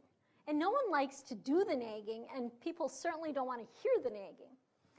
So I started getting really frustrated. So I sat Connor down on one of my trips to Wisconsin. I said, listen, our relationship is important to both of us. And he agreed. When he was 12 or 13, he would not have agreed, right? But he agrees. Yes, our relationship is important. I said, okay. So I used to say, call your mom more often. But here's my new request. I want you to call me and commit to calling me every single Sunday between the hours of 12 and 5, unless we agree on it in advance that it won't work, and then we'll set a different time. But on a consistent basis, between 12 and 5 Central Standard Time every single Sunday. Now, we can maybe talk for 2 minutes, or we can talk for 20. He's like, okay, I'll think about it.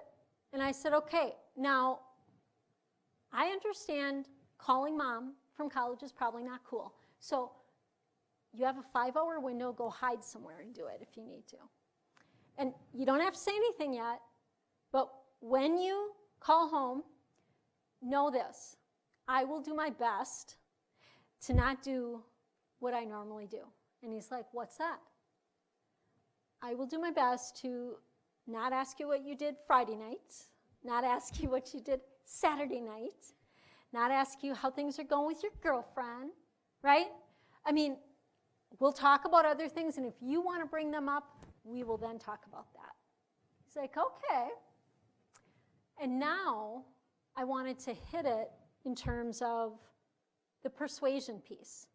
So the order of persuasion, when you're really trying to influence behavior change in someone else, you want to start strong so they listen, but end strongest, so that you end with them deciding to take action. So when I shared the benefits for him, not me, benefits for him, guess what, Connor? This is an opportunity for both of us to have a great relationship. And guess what, son? When you have a great relationship with mom, only then will mom send money, okay? He's like, well, that's true. Okay, cool. Number 2, you won't have to listen to mom nag anymore, which is always a benefit. And he's like, yeah, that is a huge benefit. But then I ended strongest.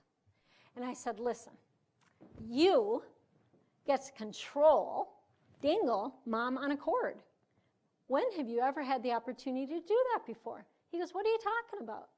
I said, see, you have the opportunity to call whenever you want in a 5-hour time span, and I have to answer that phone and be at your beck and call for 5 hours every week.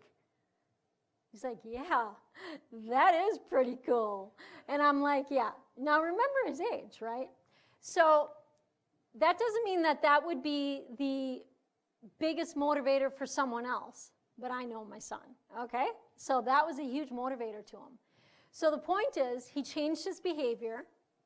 I just influenced it, but he changed it.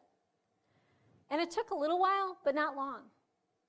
And who's reaping the benefits? We both are. And that's good. So once again, are you wanting someone's behavior to change in your life? Many of us can identify 1, 2, 3, or 4 people or behaviors that we want others to change, like drink less, sleep more, work less, be more passionate, stop complaining. I mean, whatever it is, right? So use these steps to help persuade, to help influence behavior change. All right.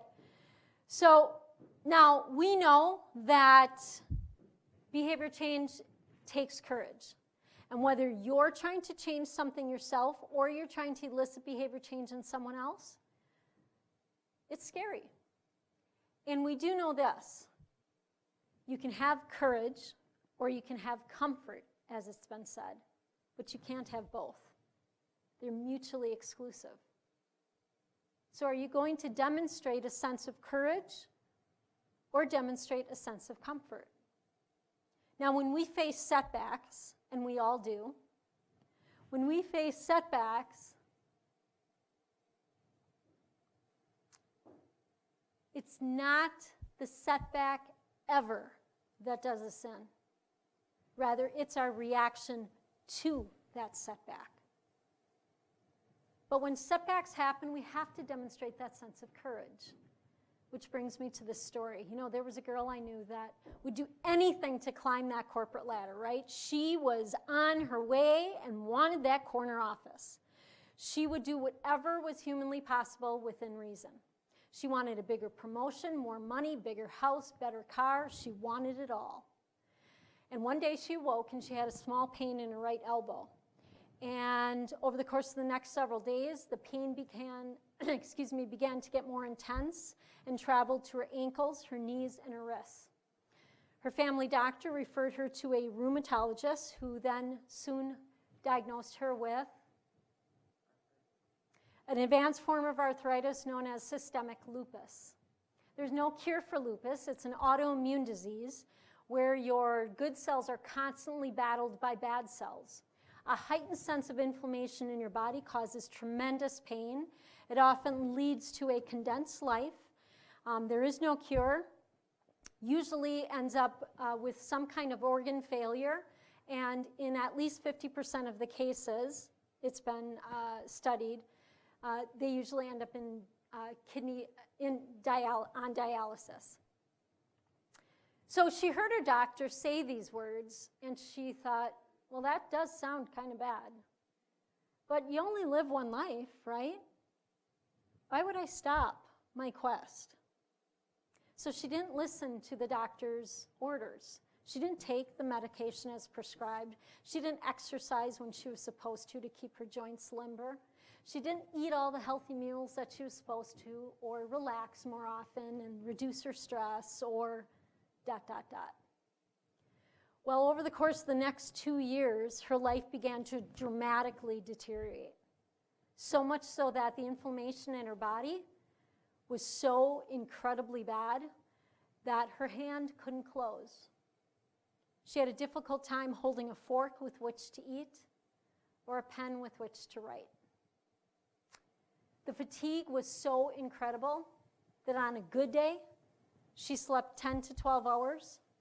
On a bad day, 14 to 16. Imagine that. The pain was excruciating, and it was getting worse and worse and worse. So much so that she couldn't even push the gas pedal with which to get to work. And walking was almost impossible. This story is my story.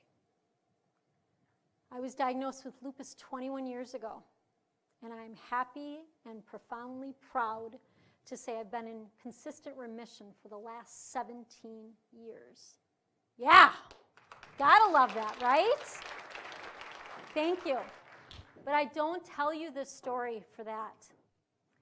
I tell you this story for a reason. Because see, you all have your own lupus story. None of us sail through life setback free. None of us, not one of us, are immune from setback.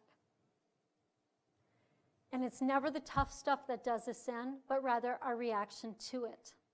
And it's about the choices that we make.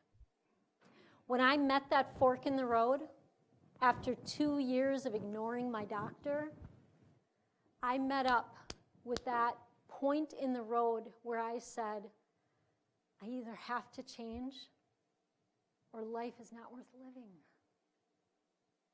Because life was no longer fun. It was painfully agonizing every single day. That fork in the road, after time, made me look at lupus, as crazy as this may sound, as a gift. See, without lupus, I would have never slowed down enough to have my youngest son.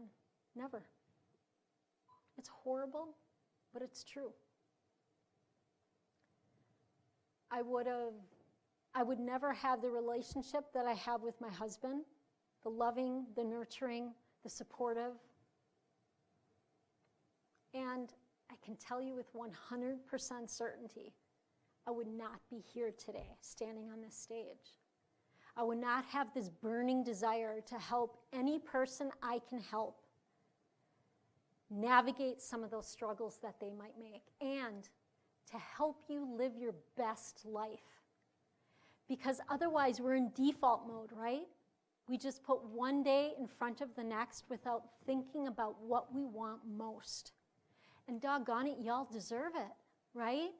We all deserve to live our best life. But if you want to live a fuller, more purposeful, more meaningful life, behavior change must follow. It must.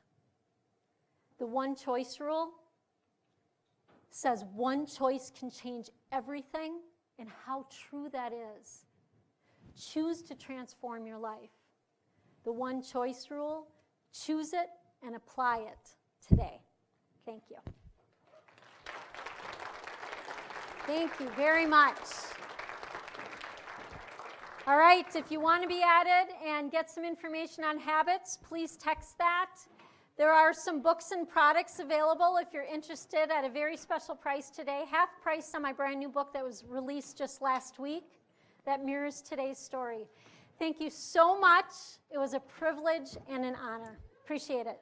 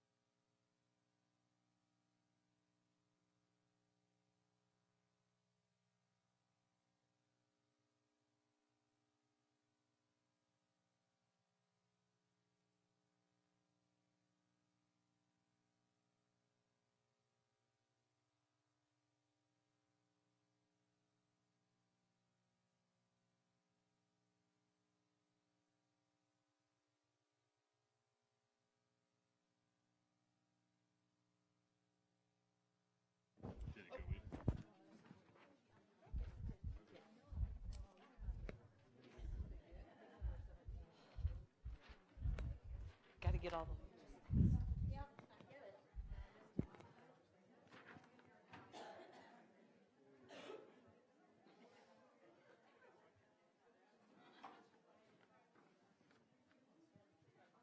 Hi, Jeff.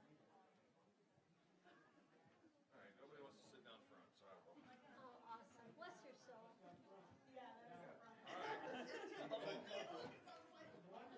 Want me to sit all the way up front, or you want a little room? A little room. You've scared her. You know what? I loved it if everybody would be right up front, but it just doesn't work that way, you know? I love the blue shirts. They're awesome. They look really cool. All right, you want me to go ahead and get started? We're good to go? You can hear me? All right. Today I get the honor and pleasure to introduce our speaker. She holds the designation of Certified Speaking Professional, which is the highest honor in her profession, and it's held by only 12% of speakers worldwide. Her experience includes serving as a former Director of Learning and Development, where she was accountable for talent management and employee development, and parlayed her career to become one of the most sought-after speakers in North America. With more than 20 years of experience actively engaging audience, a few of her clients have been the U.S. Army, Motorola, True Value, U.S. Bank, and Subway. In addition to her successful speaking career, Tracy is a prolific and best-selling author with her 5th book published this year entitled The One Choice Rule: Transform Your Work and Life by Changing Your Mindset and Behavior, which is available for purchase today at a special events price. And that's right out there with the books. As a speaker of choice who is enthusiastic and committed to help you live a more passionate, productive, and purposeful life, please join me in welcoming Tracy Butts. Thank you. Appreciate it. Yeah. All right, we're going to do a little swap here.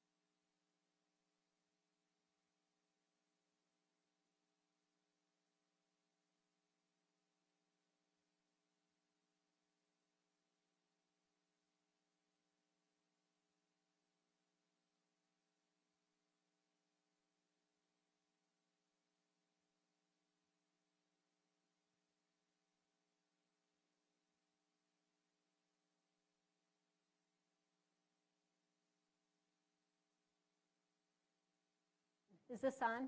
Now it is. Sorry. We live in a world where we want behavior to change, but it doesn't always change.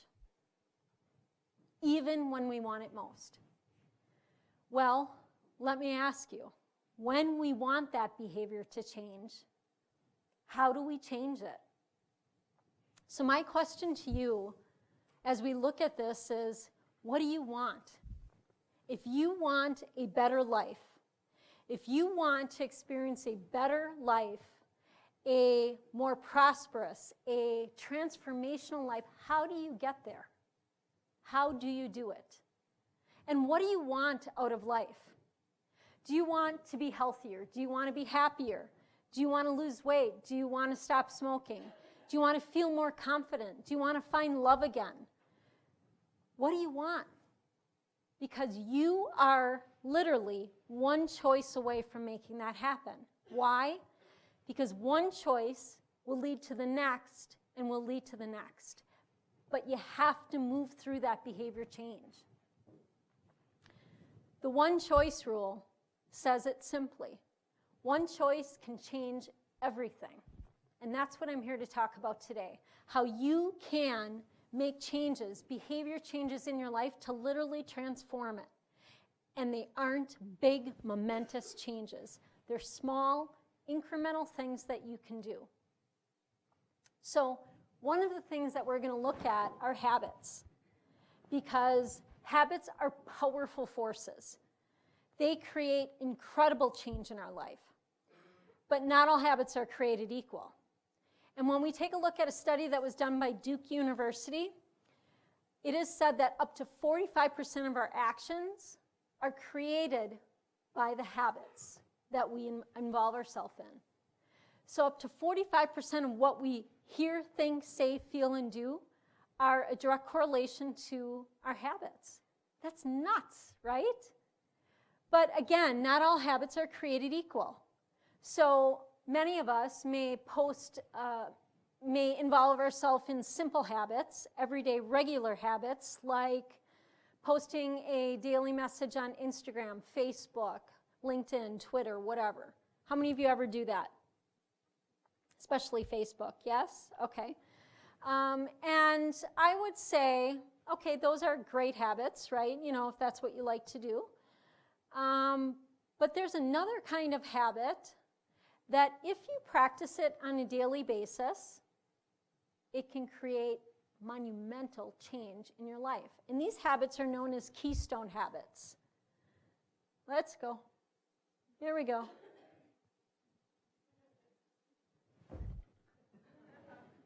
There we go. See, sometimes it just takes a little. Keystone habits are those habits that when you make a commitment to those keystone habits, they actually give you unintended positive outcomes. So think about that. So let's look at one particular keystone habit, and we're going to look at that in terms of, I'm going to turn around and make sure it advanced. It did. Okay, to exercise consistently. So you probably all can't stand being reminded about exercising, because aren't we reminded about that every single day practically? But the truth is, this is a keystone habit because of the unattended outcomes that happen.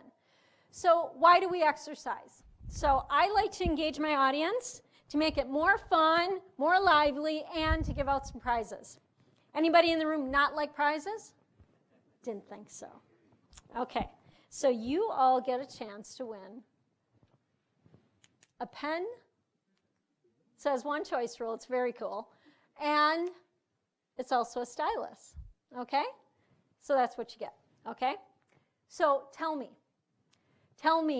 when you exercise on a consistent basis, in addition to helping you to maintain or lose weight and to enhance your cardiovascular health, what are some of the other benefits?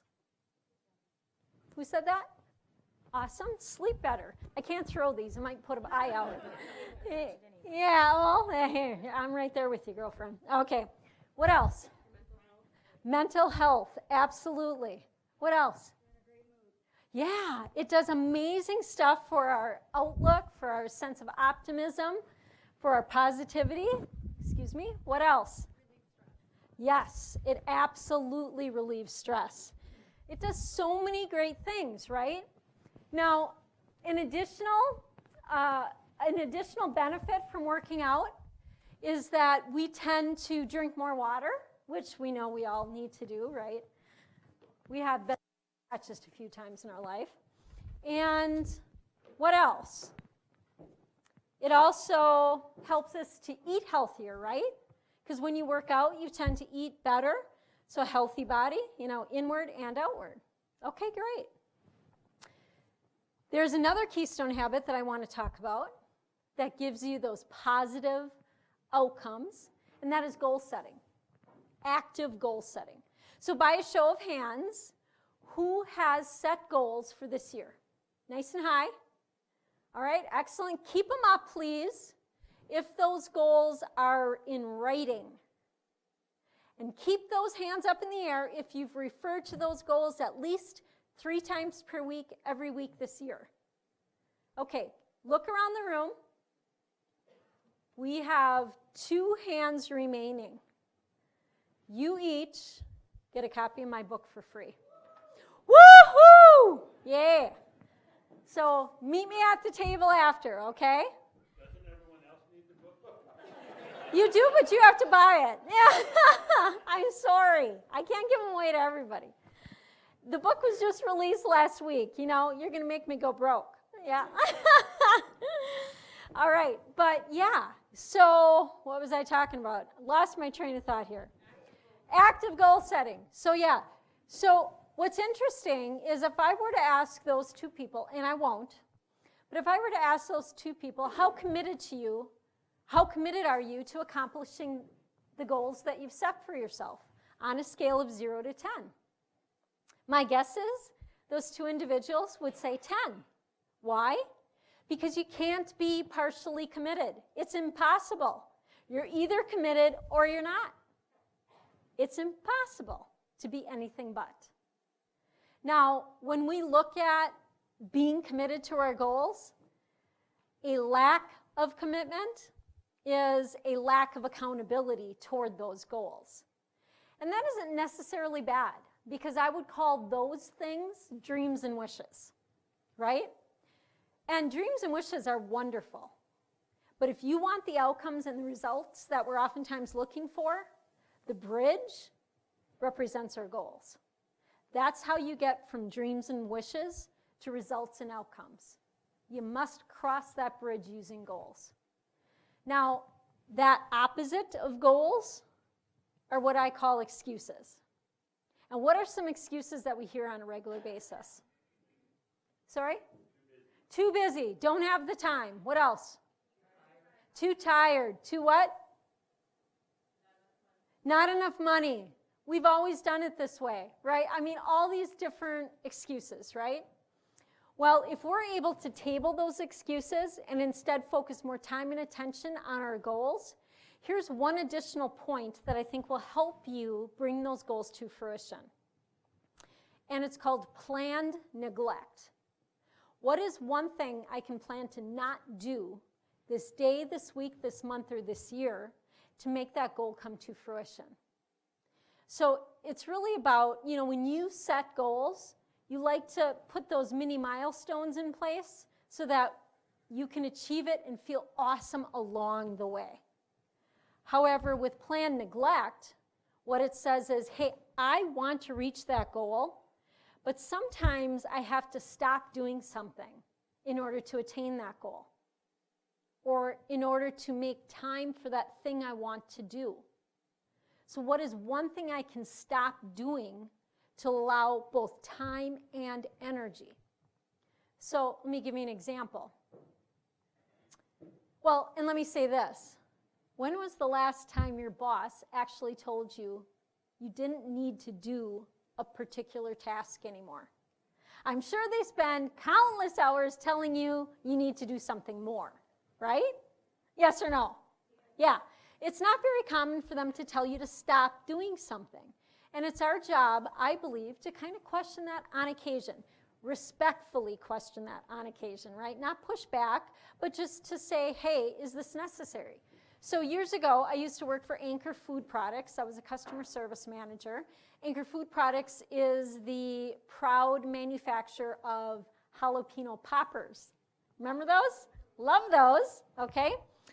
And one of the owners, there were 4 owners, and one of the owners, his name was Scott, and he would go running through the halls, you know, just having a ball. It was a phenomenal company to work for.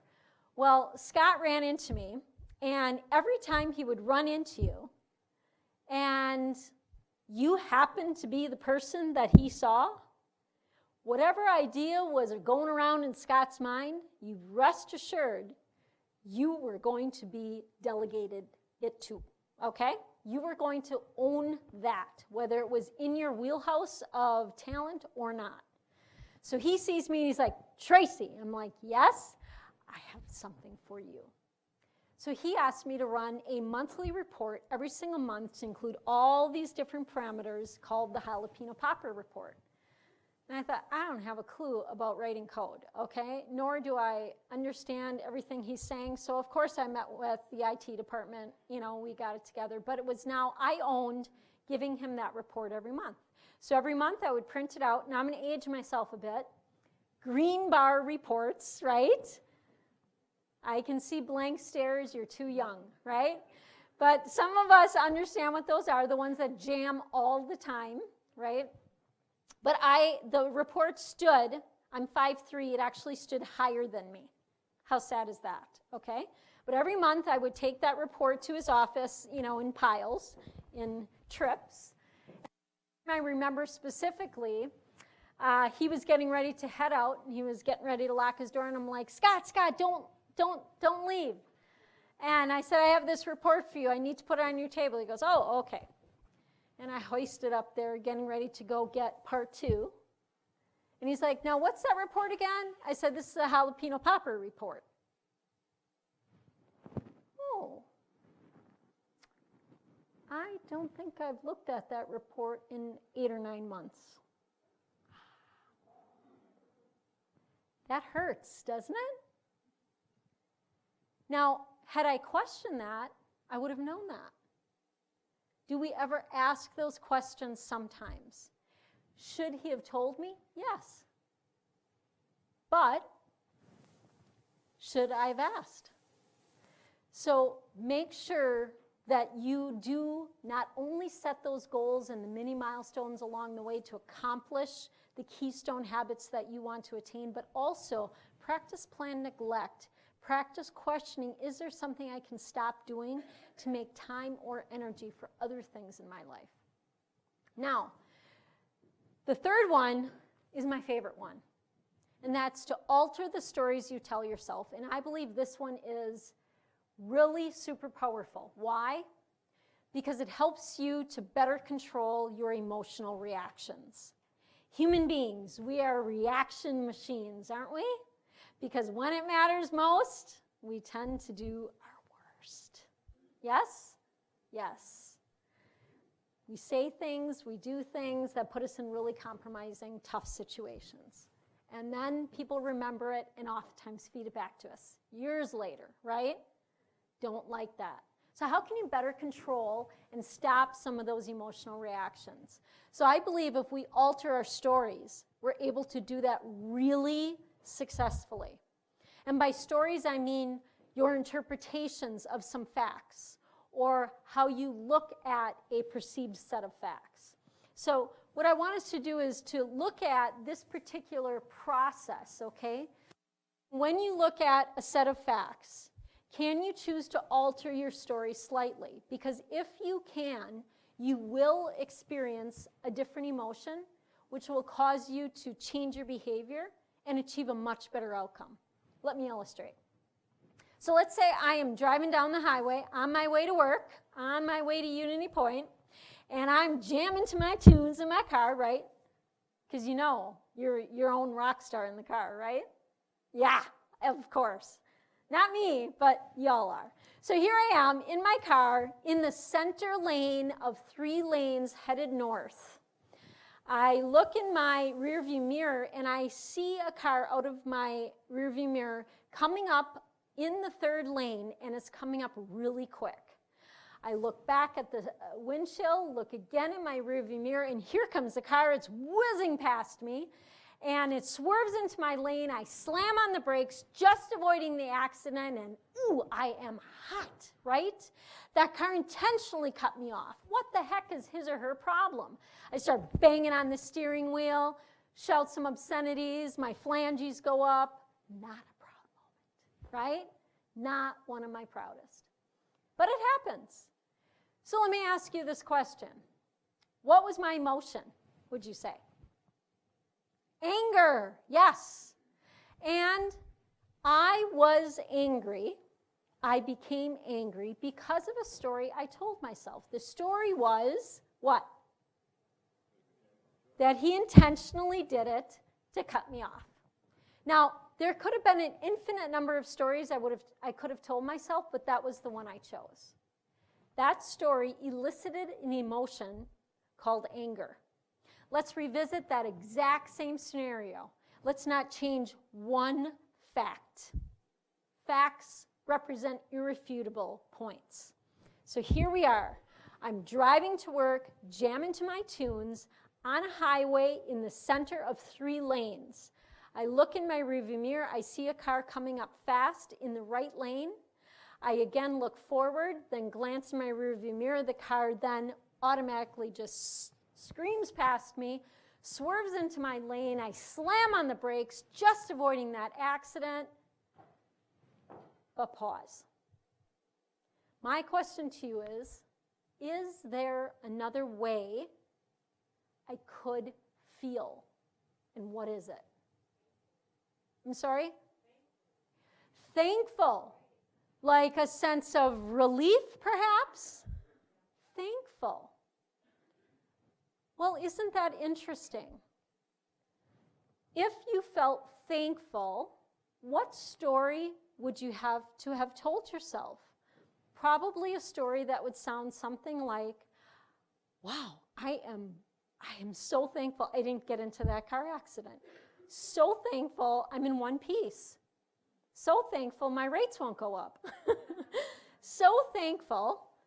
I wonder what happened to that driver. I wonder if that driver had a heart attack. I wonder if that driver was avoiding something in the road. I wonder if that driver spilled a cup of hot coffee in his or her lap. Whatever.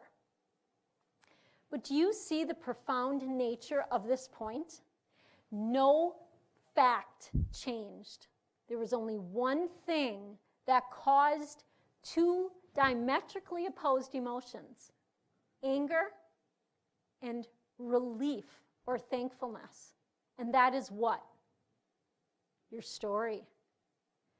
How you interpret a set of facts can either lead you to reacting emotionally bad or good.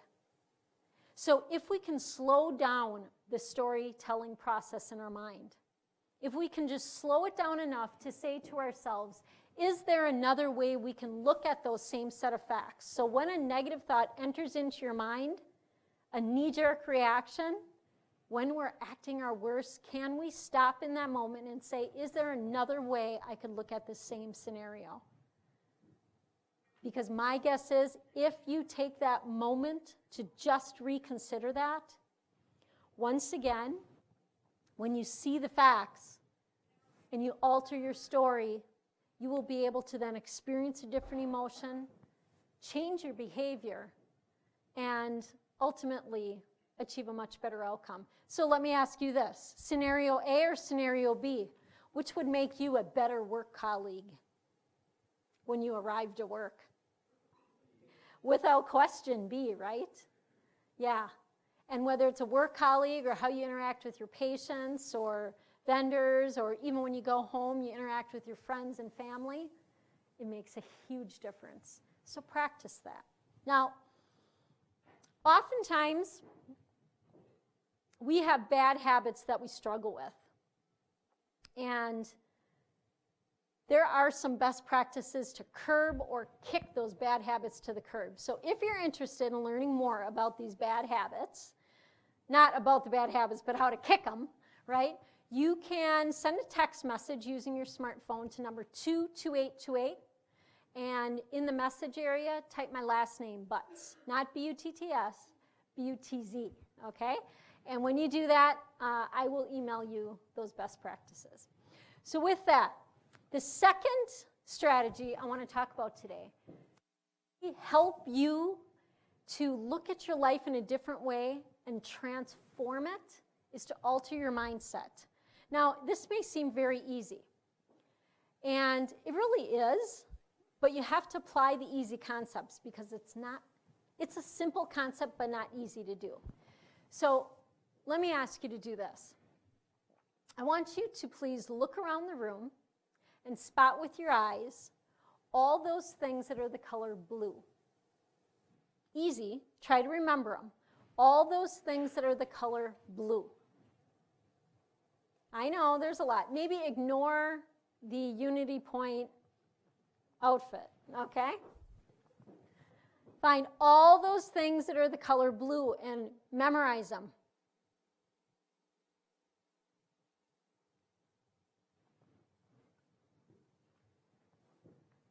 Okay, all eyes right here, please. By show of hands, who can tell me 3 things? Just 3. 3 things, only 3, that are the color red. Oh. I know, a little gotcha, right? Here's the point. We see what we're looking for. Are you looking for the positive things in your life, or are you looking for the negative? Because the truth is, what you focus on becomes your reality in so many ways, shapes, and places. So because we are human, when our mind does go to that negative place, how do you alter that mindset? So in my book, I talk about a whole list of ways to do it. But what we're going to look at today are just 5. And we're going to correlate them to workplace. But they all apply to not only your professional life, but also your personal life. So let's look at the first one, which is to examine your social circle. If you want to change your mindset, also known as attitudes and beliefs, how do you do that? Examine your social circle. So I always say, who you hang with, you become. Do you hang with the Debbie Downers, pessimistic Pauls, upsetting Ursulas, horrible Hanks, frivolous Freds? I don't know, right? But who do you hang with? Because if you hang with people who complain a lot, worry a lot, are negative, chances are some of those traits and qualities are going to rub off on you. But in contrast, if you hang with people that are happy, that are empathetic, that are giving, that are caring, that are disciplined, that are successful, that are focused, that are energetic, positive, guess what? Some of that's going to rub off on you too. And isn't that a better person to be around? But it's also a better team member to be around, and you make for a better teammate. Now, how we interact with each other is pivotal in today's workforce, because rarely do you work autonomously anymore. Almost always you work in a team environment. Rarely do you work in that silo. So to me, collaboration is pivotal. Let me illustrate. I'm going to ask you to do something for me, and we're going to have some fun, okay? You guys ready to have some fun? It's in the afternoon. Ready to have some fun? Yeah. Woohoo! All right, so here's what we're going to do. I want you to find a partner. So that doesn't mean a small group of 3. It means 1 + 1. Find a partner now. Get close.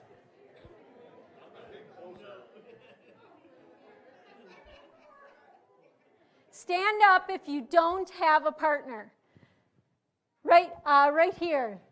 Yeah, awesome. Thank you. All right, does everybody who wants a partner have a partner? If you don't, stand up and I'll find you one. All right. So I need to ask you to get really committed to this exercise, okay? So I'm going to ask this of you. I want you to think of 3 things that you really, really want in life.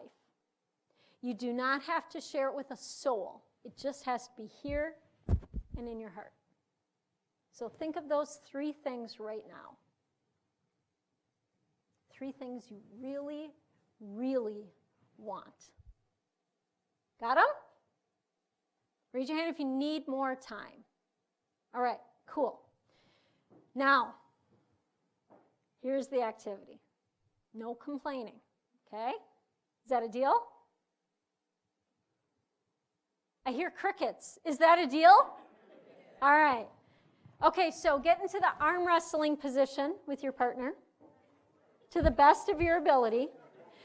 Just so you know, those tables do come out. You can pull out that table.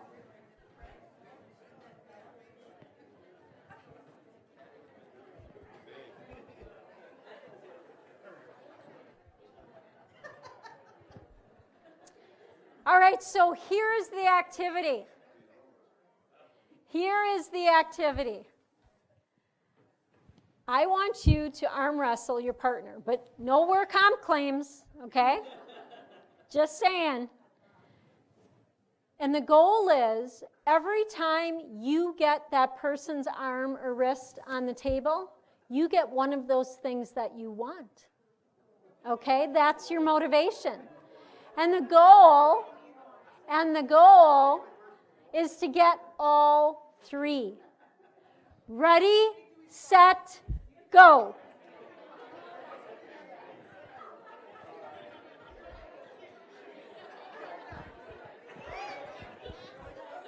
All right, stop.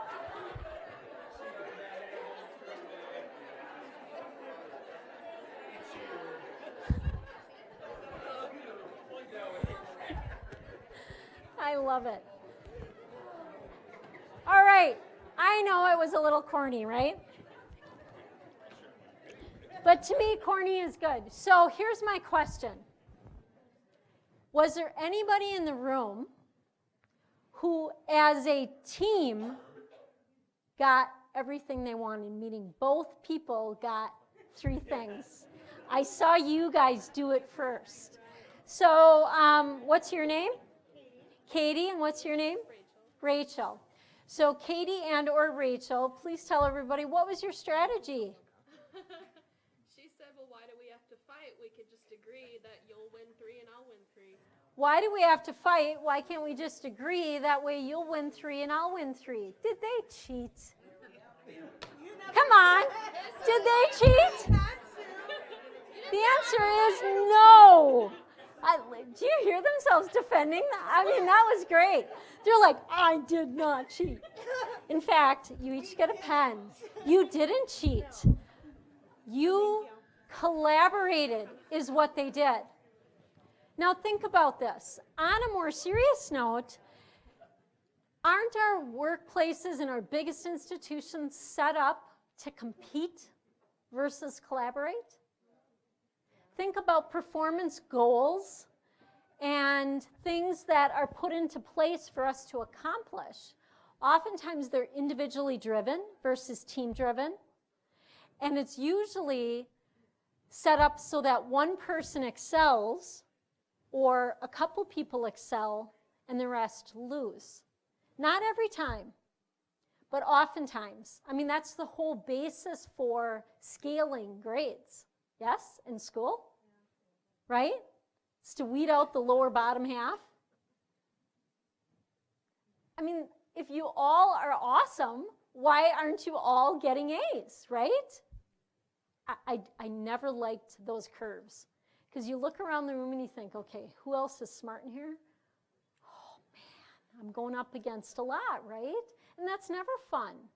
Why can't we collaborate versus compete? So I say, if you're a leader, take a look at how you assess performance and see if there's a way to modify it. Ask your team for their assistance to find ways to be more collaborative versus competitive. If you're an individual contributor, help your boss. Help your boss be more successful in terms of collaboration. All right, let's move on to our next one, which is to challenge self-talk. Now, challenging self-talk has a lot to do with communication because what you challenge here oftentimes comes out better here. So, does this sound ever like you?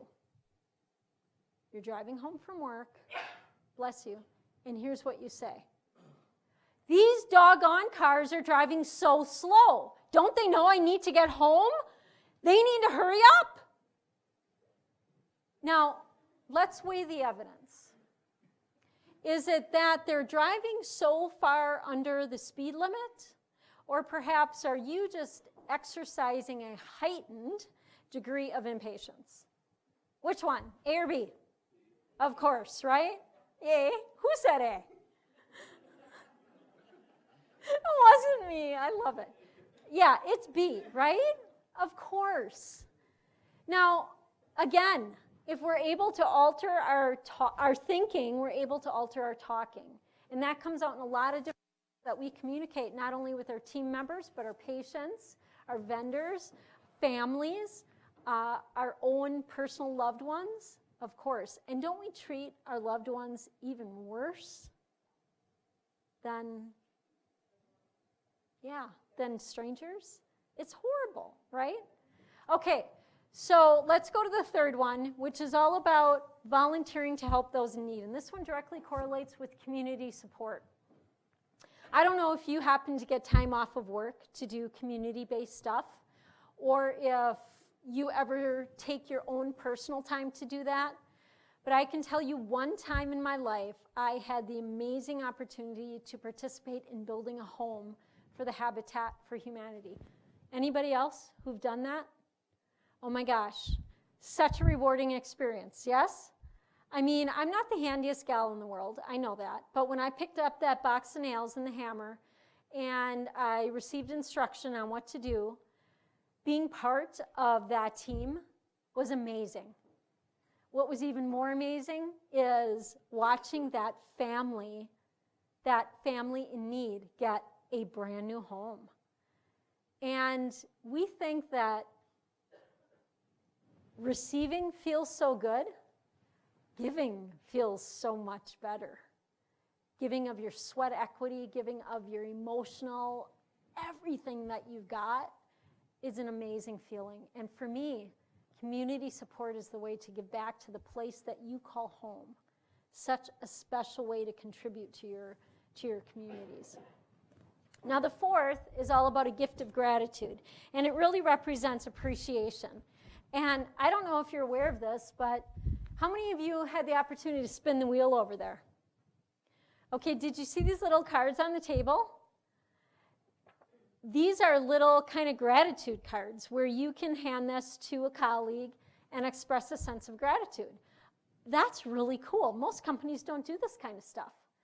And it's just a great way of saying, thank you for being you. Thank you for contributing in this positive manner. I appreciate you. Do you know the number one thing that employees want from their bosses? Number one thing is a 4-letter word. And no, it's not love. Similar, care. They want their bosses to care about them, not as an employee, just as a person, as a human being. And it's all about appreciation. You know, one of the things I do when I do training programs like a half-day workshop or a full-day workshop, I give away these little inspirational coins when people participate, kind of like I'm doing with those, but, you know, more frequent. And then during break or lunch or at the end of the day, they get to cash in those coins for a multitude of all these different prizes. And it's just a lot of fun and keeps the day light. And one of the prizes that I put a plethora of them out on the table are thank you cards, because the art of note card writing is like a lost art, right? It's gone. Instead, people, when they choose to thank someone else and demonstrate their sense of appreciation, do so via text or an instant message or an email, because it's easier, it's faster, it's quicker. But when you get a thank you card, somebody came up to me after the noon presentation today and said, what you said about note card writing is so true. And when I received a note card and she told me the position, I won't repeat it, that this person sent her a note card. She's like, I treasure it. It's in my drawer at work. She said, because this person actually took the time to find a thank you card, handwrite a personalized message in it. It wasn't sloppily written. It was carefully written with thoughtful words. They actually put it in the mail, licked a stamp on there or stuck a stamp on there. There's a lot more effort there. Send a thank you card to someone. It does. It oftentimes gives the art of reciprocity, right? That person is going to do it not necessarily to you back, but to somebody else. So almost a bit of paying it forward in a way. All right, let's talk about the last one, which is to create a morning mindset routine. This is probably one of the best ones and one of the easiest, I think. It's just when you rise in the morning, think through what does your next 12 to 14 to 16 to 18 hours look like for you? What do you want to accomplish? Because the beautiful thing here is you are much more apt to be successful in your workday once you cross that threshold into work, because we all carry baggage. We all have tough stuff that we're dealing with at home on occasion, but when you come to work, we have to do our best to leave it behind us, which we know we never can do totally. But if you put yourself in that mindset, that first thing in the morning, this is what I'm going to accomplish today, when you are veered off task, and we all will be throughout the day through interruptions or emergencies or just things that come into play that need our attention, you're able to more quickly get back on track, and those little things that come into play won't hurt you as much, won't drop your productivity quite much. All right, so let's now think about this. So as we're looking at our mindset, we know that our behavior change takes initiative. It takes courage. It takes practice. It takes commitment. But what about if you want to change someone else's behavior? The truth is, we can't change anybody else's behavior, but we can influence it. So let's say you have a colleague at work that is not pulling his or her weight. They're slacking, and you want to have a conversation with that person. Or maybe a spouse is spending too much time at work or drinking too much. Or maybe a friend you know is in a really bad relationship or is spending way too much time talking negative. You want to elicit a changed response with that person. Here's how to best influence behavior change. It's a 4-step process that I want to walk you through. And it's a great way to influence behavior change in others. It will come up. Just give it a minute, okay? There's like a delay. I don't understand it, but it will come. Voila, there we go. Okay, so to influence change in others, it's a 4-step process. First, you want to be able to identify a specific behavior. So you can't say a blanket statement like, you need to call me more often. It doesn't work. You're nagging, right?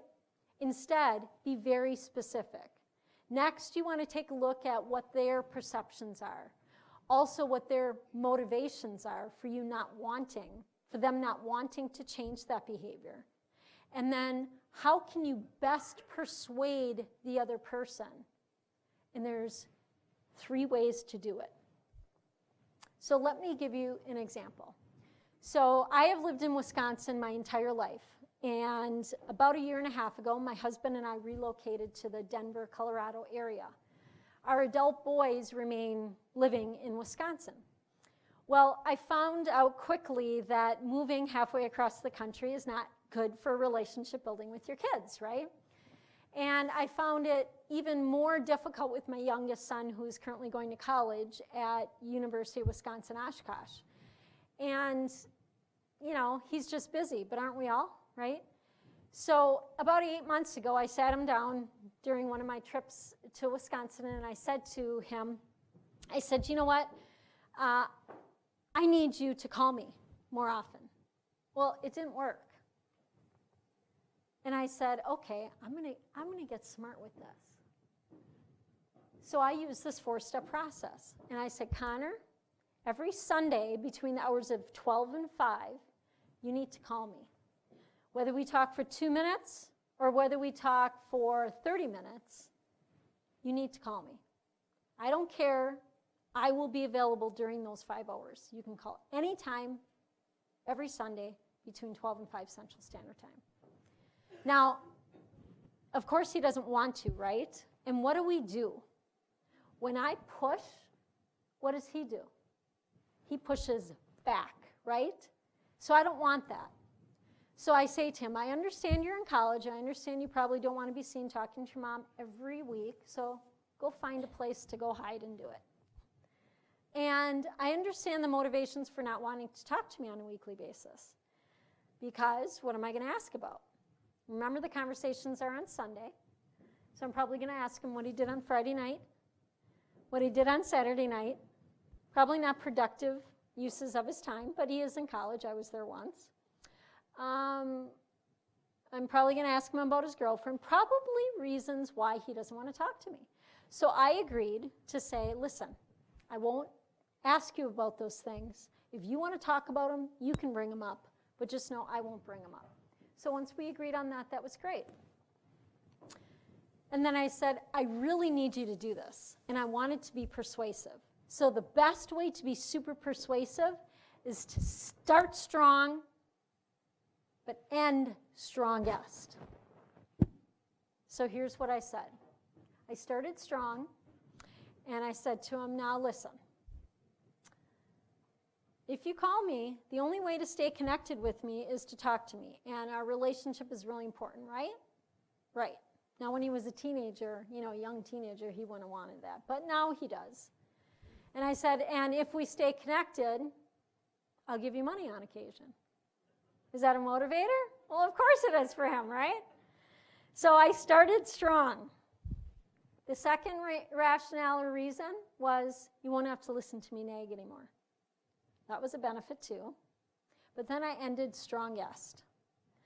And this is different for everybody, but I know this is strongest for my son. Because I said, and guess what? You get to have the advantage here. You get to have mom be at your beck and call for 5 hours every week where you call me at any time during those 5 hours and I have to pick up. That little dangle, that was a game changer. I don't know why, it's just that he is driven that way. And that was cool to him. So the behavior changed.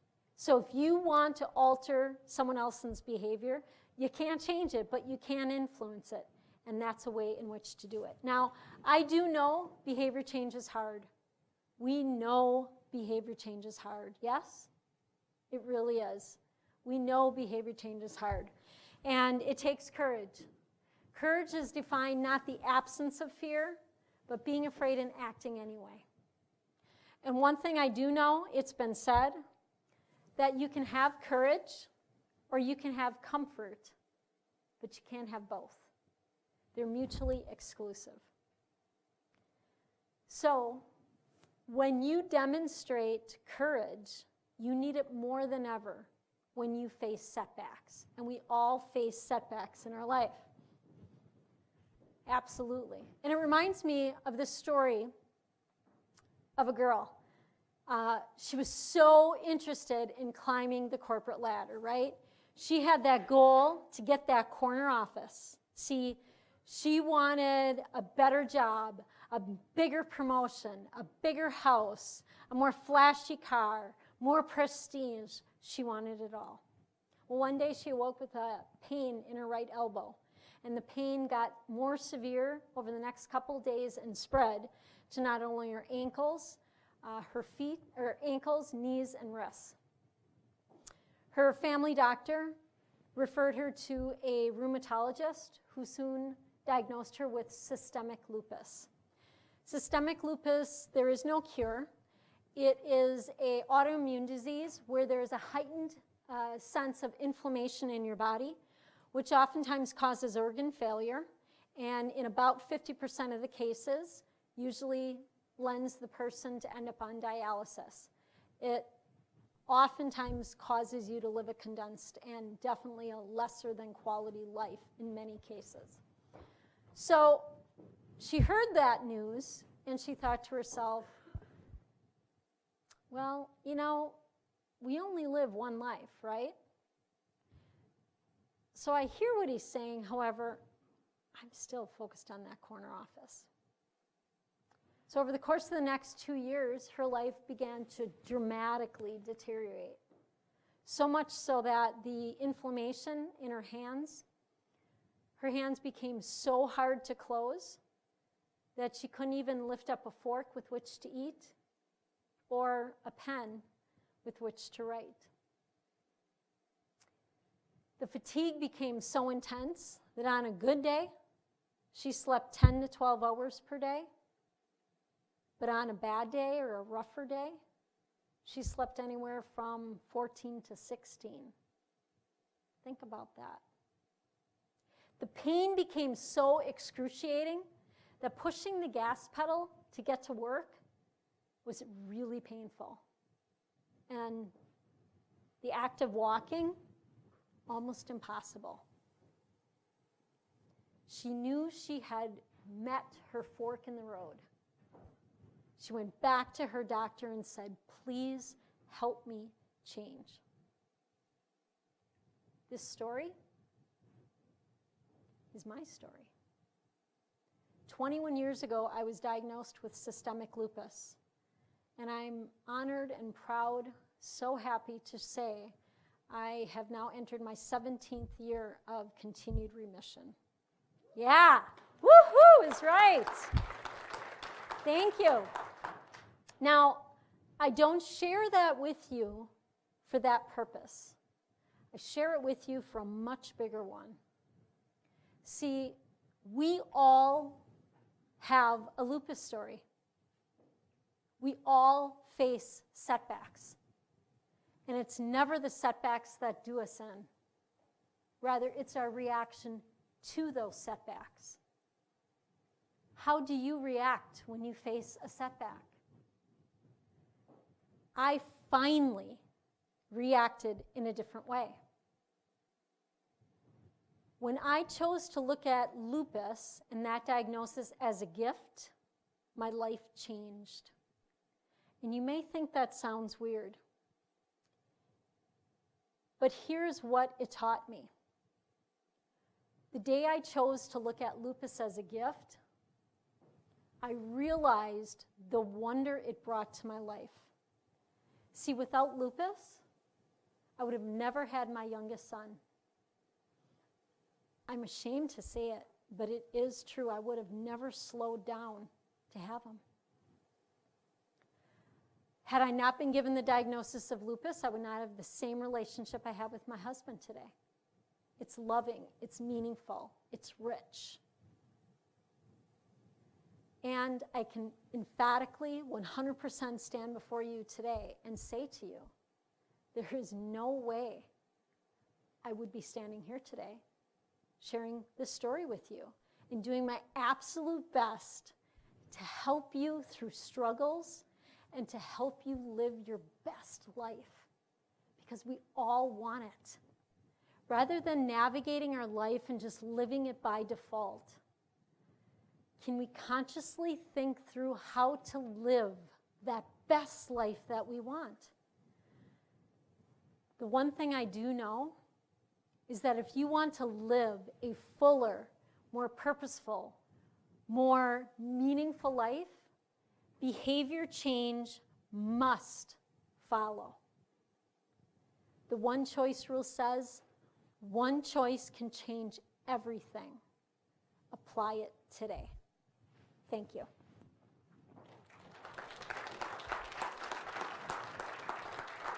Thanks very much.